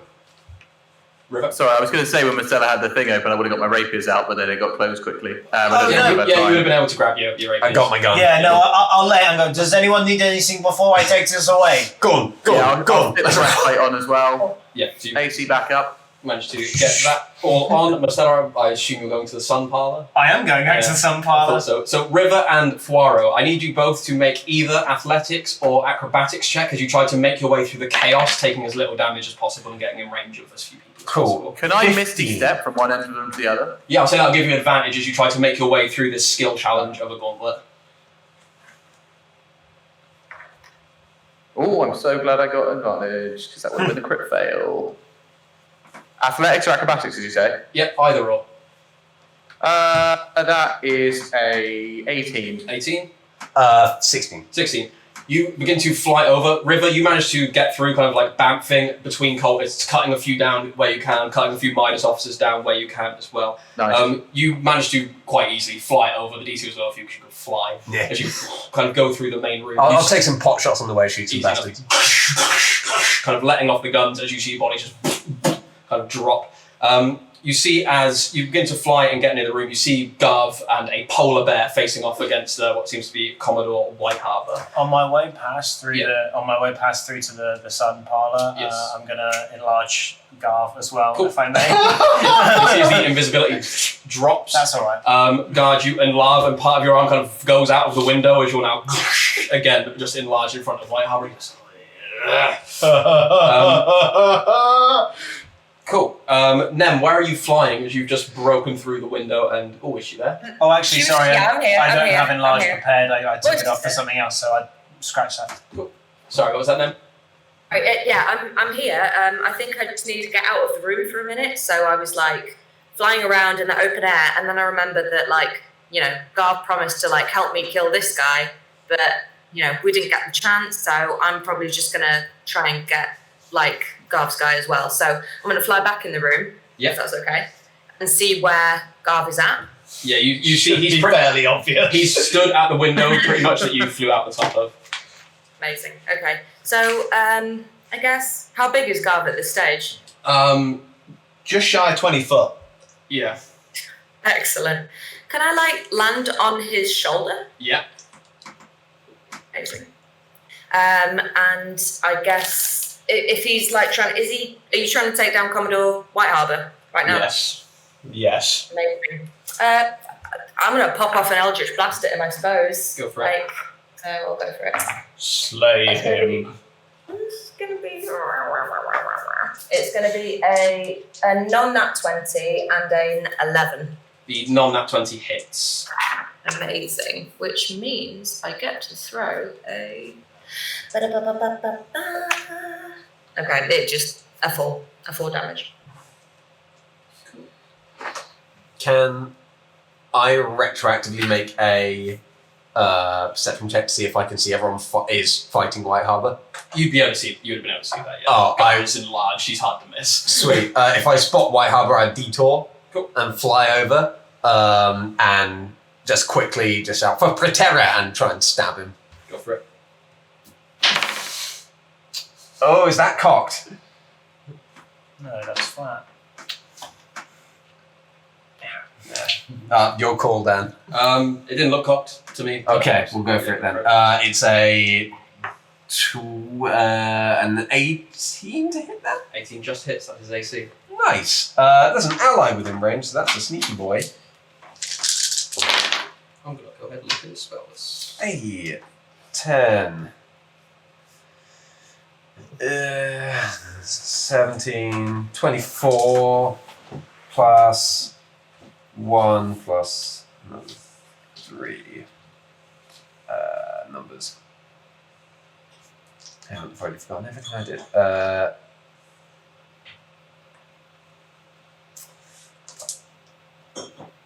12, 17, 24 plus 4, 28 damage to him. 28 plus damage. Nice. Sorry about that.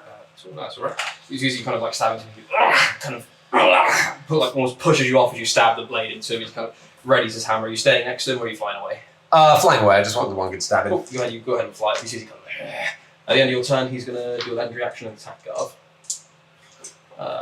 Tight. Which is going to be a hit for 23, 24 even. And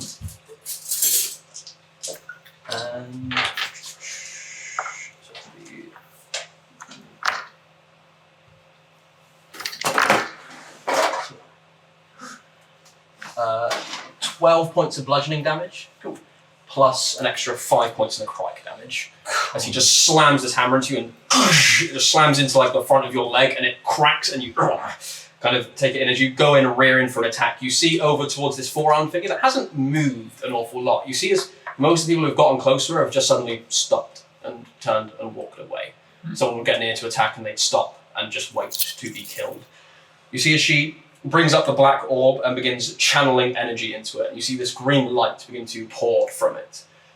And you feel an uneasy almost shift in the room before these cracks begin to grow out from the orb and up and around the walls before pulsing green. This would be more effective if all of you were in the room, but there's an egg timer. Oh boy. You see as it cracks out, you see as Commodore Whitehammer kind of looks towards all the cracks. Well, Goliath friend, you'll we'll be reacquainted before long. Heard about your interaction with Mr. Thornton, but you'll be seeing me soon, boy. And he is going to cast a spell and teleport out as he Didn't get a single hit on him. disappears. Fuck! I wish I'd cast Ego Whip on him. That would have been fun. Oh. Right, Guys, so there's we've an got egg time, we need to move. With Diamond, Dan, the green energy, does it look similar to the beam of energy that hit Garv in the chamber thing? It doesn't appear to be a similar magic. It doesn't seem to be a disintegration, but as it kind of cracks up and goes up the walls into the ceiling, you see as chunks begin to crush out as people begin to flee the room. You see as this four-armed figure looks around and just almost this grin coming across her face as she begins to almost shift back towards the front of the house, feet not touching the floor. I search for that basement. I go into the reception room, just looking. Cool. You fly off into the reception room. I'd be in there as well, I guess. Cool. Both of you make investigation. 17. 17. What you see is 6 suits of armor, all varying in styles, as well as a domed ceiling that has this decor of a beautiful seascape. You see that there's a slit in the middle of the roof that would accept one of the blades of the suits of armor. You can see that there are a Feywild suit of armor, an Infernal suit of armor, a Dark Iron suit of armor, a more medieval European suit of armor, a suit of samurai armor, as well as a suit of more kind of tight leathers. Okay, samurai first. Cool, it doesn't fit. Cool, Faye. Doesn't fit. Dark. Dark, you go up, it slots in, and then you see as this outer ring of the room just lowers into this secret staircase leading down. Sweet. Do the walls down there seem to be pulsing with this green energy? It just begins to encroach on this room and crack in as you're there. You feel like if you're quick, you could get down and... I will scream, Sea Razor! And run down. Cool. I follow the sound of Wara's supple voice. You're trying to move the table into the portable hole, I assume? Well, yeah, if I can. Cool. Go ahead Do and I make hear him say Sea Razor? Sure, yeah. Make a strength check. See if you can push this huge marble table into a portable hole. Could I not lay the portable hole over the top of it? Portable hole has been laid on on the floor. If it's laid... Oh, yeah, okay. Unless you got any spells you want to use for it as well. Reduce. I haven't got that equipped. I said a second ago. No, it's only an 8. Oh, fuck, no, that's a 16. I thought it was just a 6. It's an 18.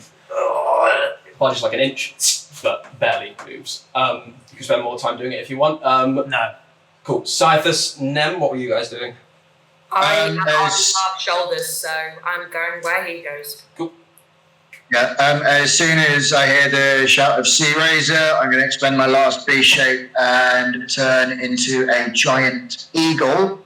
Nice. And fly towards the room. I'll dash if I need to. So I've got 120 feet. Can I get down that staircase?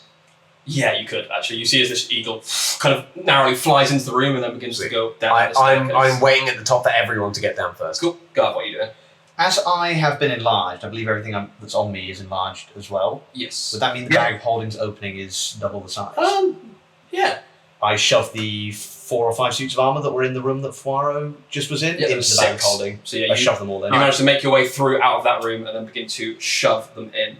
You see people begin kind of like flooding out of the rooms, kind of like just trying to escape as this green tendril begins to go up. Mastella, what are you doing at this time? Are you just running to the Sea Razor crew? Yeah, I'm just going to run back to the Sea Razor crew, and I'm going to lay the portable hole on the floor first and get all 6 of those suits of armour in there first. If I just can. did that. Oh, you've done that? Okay, never mind. Then I'll go downstairs. Cool. You guys begin all walking downstairs out. Yeah, absolutely not walking. Oh, running, yeah. It appears to be much quieter down here, and the green tendrils don't seem to have got here first. You come into what seems to be a rather large wine cellar with large casks of wine and ale kind of dotted around the walls. There seems to be no other exits from this room. Just as I'm walking through, just like grabbing them off the walls at random, just in. All going in. Well, I'll be grabbing some as well, and I'll say, Garth, do you think that you could pick up that big marble thing? I want it. I really want that thing. Yeah, how far away is it from where I'm at? You're underneath the reception room. It's up in the fun parlour. Yeah, maybe on the way out, if we got time. Do you think we could get it on the way out? I don't know. That really depends on how the next 5 minutes go. Yeah, well, the 5 minutes are over. 5 minutes? Crack and Ready? almost this strange sucking sound from upstairs as something has clearly happened, and you see as these green tendrils begin to kind of make their way through, just beginning to touch the basement. Staircase is still intact. I've never gone into a basement for There's this. no I'm way sorry if I've got us all killed. And just keep moving while pocketing. Am I able to get in here? No, actually, you won't be able to fit down the staircase. I'll drop my enlarge. Cool. Enlarged Oh, drops. well. Cool. Anyone else doing something in the cellar? Yeah, I'm going to be looking for any further sort of trapdoors or any other. Make a No, I'm just going to cast Detect Magic. cool. You cast Detect Magic. Doesn't seem to be any magic in the vicinity. Fuck. Right, I'm going to look for trapdoors then. Go ahead and make a investigation or perception check. I'll do that as well, Cypress. That's perception is 26. Cool. Investigation would be a filth 20.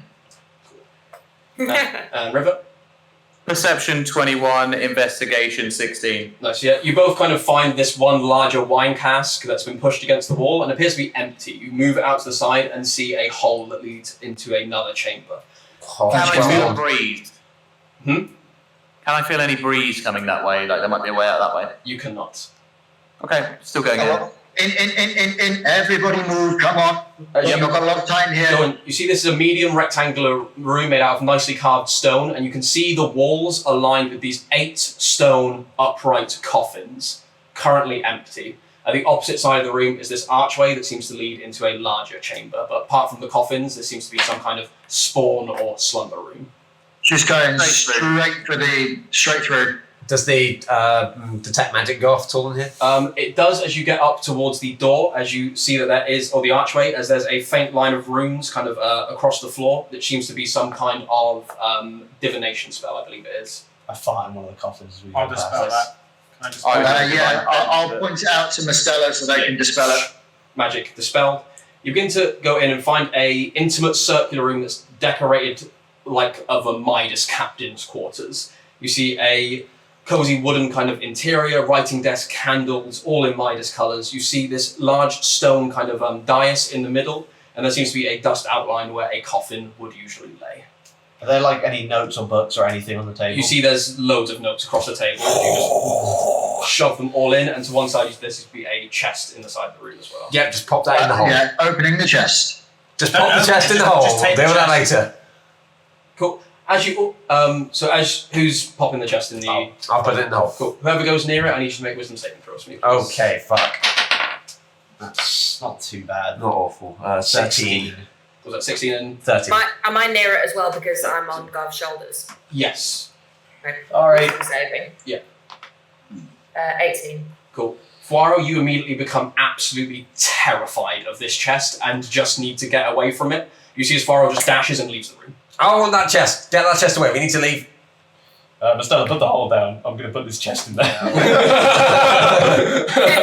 You then pick up this chest and place it in. As it's placed in, I was going to say make a wisdom saving throw, but I mean you're not going to see it. You're not going to see it again. So until it Fold that shit up! So you're fine. Is the chest gone? I don't want that chest. What chest?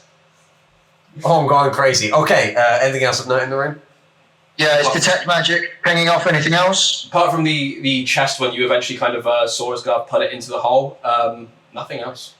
We have to. So, what does he keep under his bed? He doesn't have a bed in here. It's a coffin. It's a stone dais where a coffin would be. Fucking vampires. Anyone else fancy leaving? Yes, more than You see anything. as the green tentacles. Yes, but I suggest we destroy these coffins.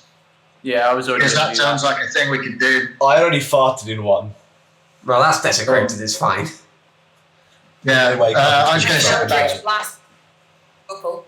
I'm going to set some on fire. Yeah, as you're running through, you manage to chip some of the coffins. They're made out of stone and kind of pressed against the wall, so you do get chunks of them kind of out, and the explosions from the fire kind of do that. But you see, as the green tendrils do begin to encompass them, and they begin to chip away, as does the ceiling. We have to run through the tendrils, Could don't you we? all give me acrobatics or athletics checks, please? As you all try to run towards the front of this building. As we're doing this, Could I'm I going to enter possibly rage. jump That's off okay. of Garv's shoulders and turn into a raven? Would that give me any kind of like advantage in the I'd say situation? I'd say that'd give you advantage. Would I be able to rage in this? Yeah, fire? yeah, of course. Cool. If I'm on bat, is it my bat that I have to do the stats for? Yes. Okay. Jeez. Dirty So what was 20 it? for athletics. This is a group Acrobatics check, or by the way. athletics? Yeah. 20. Filthy 20. It's going to be 20. You can reroll ones, Tom. It's a 7. Oh. Yeah, it's a 7 for me as well. 7. Marcella? 7. 7. Cyphus? 8. 8. God. River and the bat. 12. 12. Okay. Should have stayed on the back. As you go through, you begin seeing Oh as shit! portions of Hang building. on though. Like, is there any way? Because I've already rolled. Is there any way I could fake it till I make it with my talent tree perk? That'd have to be before because you would roll deception instead of the actual check. I but you can thought in so. future. Yeah. You see as the Okay, that's tendrils fine. begin to almost It was worth asking. encompass as this kind of ringing almost begins to come in your ears as you break up into the main foyer again. You feel like it may have had some effect on you, but you're not sure. Grim. You move through and see this place just lined with corpses of cultists as well as other Midas officials. The room into the dance floor has completely crumbled away and almost imploded in on itself. And you begin to hear more as a large thunderstorm again begins to strike outside. Is the back door or the front door close to where we're currently at? The front door is closest. It's right next to the reception room. You kind of pull around, you begin seeing the stairs of the terrace, and you see there kind of sword drawn, the scaled dragonborn of Captain Vrondis. You see kind of looks up towards you and kind of locks eyes with you, and then sees Garvin and says, "Hey, wait!" And then you see as just next to him, this small arcane, almost pinpoint just springs into life, creating this slit that a figure seemingly steps through.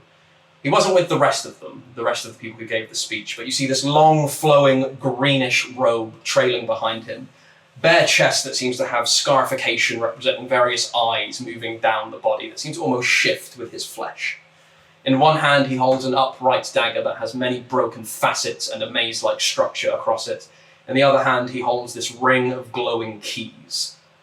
No face, as you just see a masked figure with a hood as he steps up to Captain Vrondy, holding up a key. You see as it glows and he places it almost through into the head and turns it. You see as the captain and freezes into stone before this figure just looks up towards you, places the key in thin air, turns it, and steps through another arcane slit as it just vanishes. Oh my god, that was cool. You all begin running down the stairs and just see Wait, does it do his, like, everything's closed and stuff? Hmm? Do you do... everything. He just Fuck, I want that ring back. entirely just turned into stone as he is just there as you guys begin running past, going down out. Scythus, you got any owls on you? I've got loads. I'm assuming we're all wanting to get away from here very quickly, yes? Owl off! Yeah, I had one soon as it's Flying out. up and out. Never mind. Yeah, owls everywhere. Cool. They begin popping in. I jump onto an owl. What would you like to do? What are you doing? Give me a minute. I'm getting on an owl and flying into the sun parlour. Oh my god, I'd try and stop you. Why?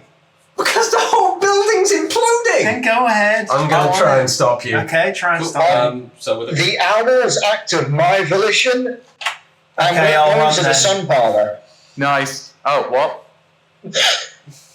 what We're did going you to say, sorry? fly up and around back I'm on a towards the map. sun parlour. You fly towards us. Fuck it, I'll We follow you. Can't hear you then. Annie, you're muted. Annie, your mic's off.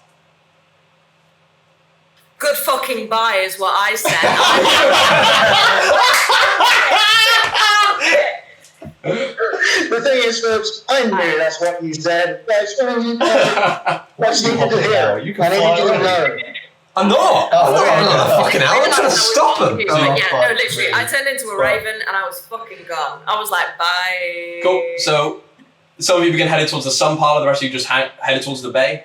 I'm going where the fucking owl's taking me. I got no fucking control here. I try and... I'll have to go to the same I try and place. stop them going to the sun parlour. I guess do I have to roll or? I mean, you can't grapple a owl. No, I can't. I Physically fucking solid. leave them. I don't care. Cool. I try and snatch the portable hole from Estella.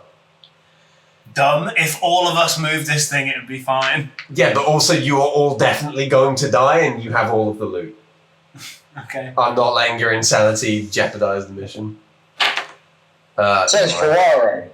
Yeah. Gonna Says knock him Ferrari. out. Says Ferraro, yeah. So she's who's headed where as you tried to?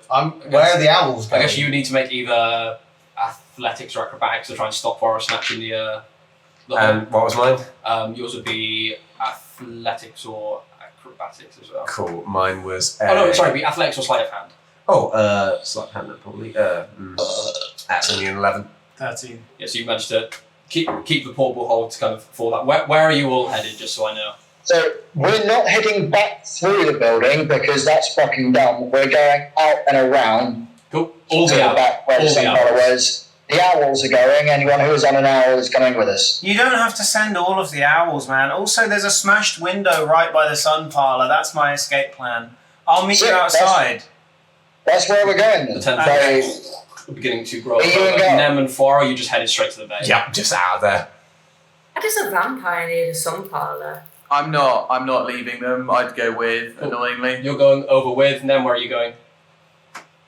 Fucking out of here. Like, wherever the closest exit is. So you know to go to the bay, which regions are going. You two just begin dive bombing towards there again as these clouds begin lighting up. Is anyone else on an owl, or is it just me? I'm on an owl. I am. Cyphus. Okay. It's Cyphus, me, you, and the Stella and owls. Hey, Scythus, quick question. Where the fuck are we going? Well, Stella really wanted that table, and I feel like we'll never hear the fucking end of it. So we're getting the table, and then we're going. have the owl go ahead and make an athletics check to see if you can get there in time before that room collapses. Does anyone know the athletics of an owl? I can look it up. 2 secs. Giant owl. Roll a 14. More like owl-athletic. Oh,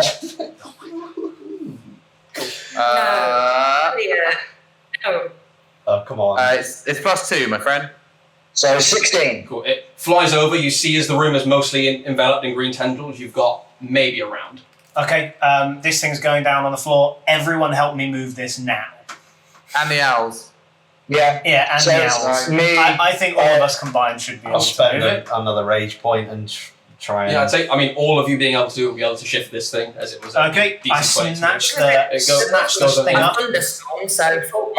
Dan, we only needed 3 owls to transport us, and I've got 8 of them. Yeah. There are going to be 3 owls that don't spend their action to push this thing in. Those 3 owls are going to pick up me, Mistella, and Garb, and then we're going to dash out. Go ahead and make dexterity check for those owls to see if they can get out before the room crumples. My back can do that, but- +2, so 19. 19. Cool. They managed to just get out. Fortunately, so they will take half damage.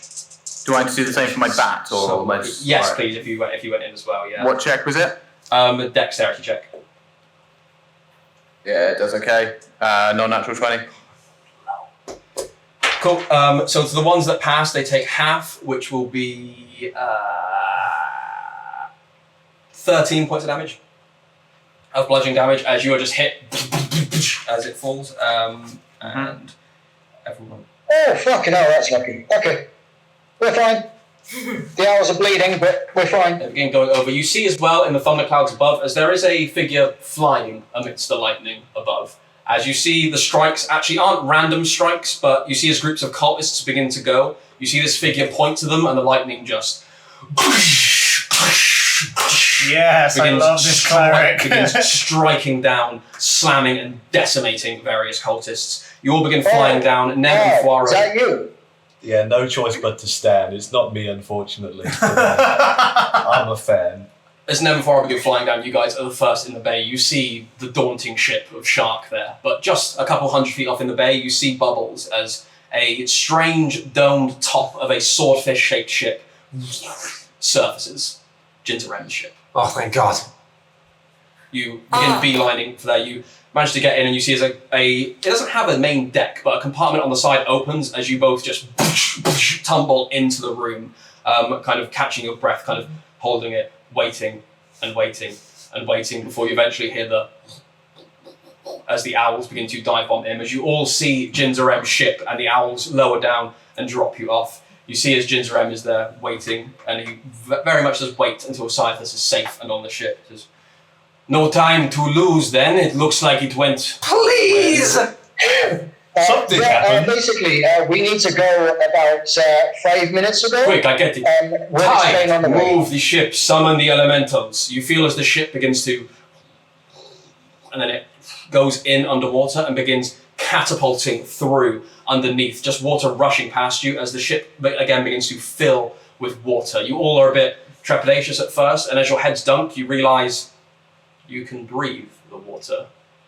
And you look around and see people swimming from the ship, merfolk kind of swimming, and this moment of calm before you look back. And just through the surface of the water, out this kind of glassy back and top to the ship, you see as the top of Kamor Cerulean just begins to fold in on itself. And we went a bit later than usual, but that's where we'll end the session for tonight. That was a lot of stuff. Fucking hell. Good shit party, man. As you see Garv collapse on the ship, you see as the disguise drops, and underneath he's wearing an entirely camo suit, head to toe, including a camo balaclava and a metal bowl on his head. What? As he then strips all of this off, you see that his entire body is also painted silver. You see now it's very patchy silver from the immense sweat, but yeah, you can see he was mainly covered in silver paint underneath this full suit. Stella's invisibility drops and he's shirtless because he took his top off. Glad I'm out of all those layers. As we end this session, I would like all of you to go ahead and make a sanity saving throw, as you saw a lot of mind-bending and strange things. What do we add?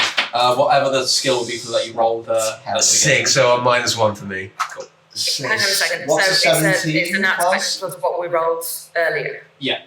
So like a normal stat, so 17 would be a +3. Cool. That's going to be Plus a five. 12 for Gav. 12 for Garv. 14. 4. 4. 14. 14. Scythus. Kind of fittingly for a man that knows not what is going on all of the time. 1. Damn. Okay. And Oh, then shit. Hang on, just run it through me again. Wisdom. Is it just a 20? so not wisdom. So, what was the number you rolled at the beginning of the session? The 4d6. 8. 8. So that means it's a -1. Or is that is 8 minus? No, it's -1. Yeah. Yeah. So roll d20 -1. Roll d20 -1. Yeah. Oh, 15. 15. Cool. River. 14. 14. Cool. Nem's the only one that passes. Oof. The rest of you, I'd like you to mark that you have 1 madness point. I thought I rolled Okay. shit. And that will come into play next session, but we'll get to that next time as we've already ran well into the night. I think this goes to show what Nema's been through, doesn't it really? Like, Yeah. She's got an 8 I sanity. love that she's got a low sanity but still passed. Thank you very much for watching. Thank you guys for sticking with me through all of that. That was a lot to keep It track was amazing. Thank you so much. of. We'll go ahead and delve into the repercussions of whatever this was. Probably next Sunday, I'd imagine. If you want to find out if that is going to go ahead or if it's not I gonna don't go know about that. ahead, the best way to find out is join our social medias down below. We've got a very kind and loving community if you want to join our Discord and just follow us and stuff so we can see your wonderful, wonderful names in chat while we play. Thank you for interacting. We're going to go calm down and I'm going to set up for my job tomorrow. I love you all. Stay nifty, you beautiful people. Stay safe. Appreciate you. Good night. Sayonara.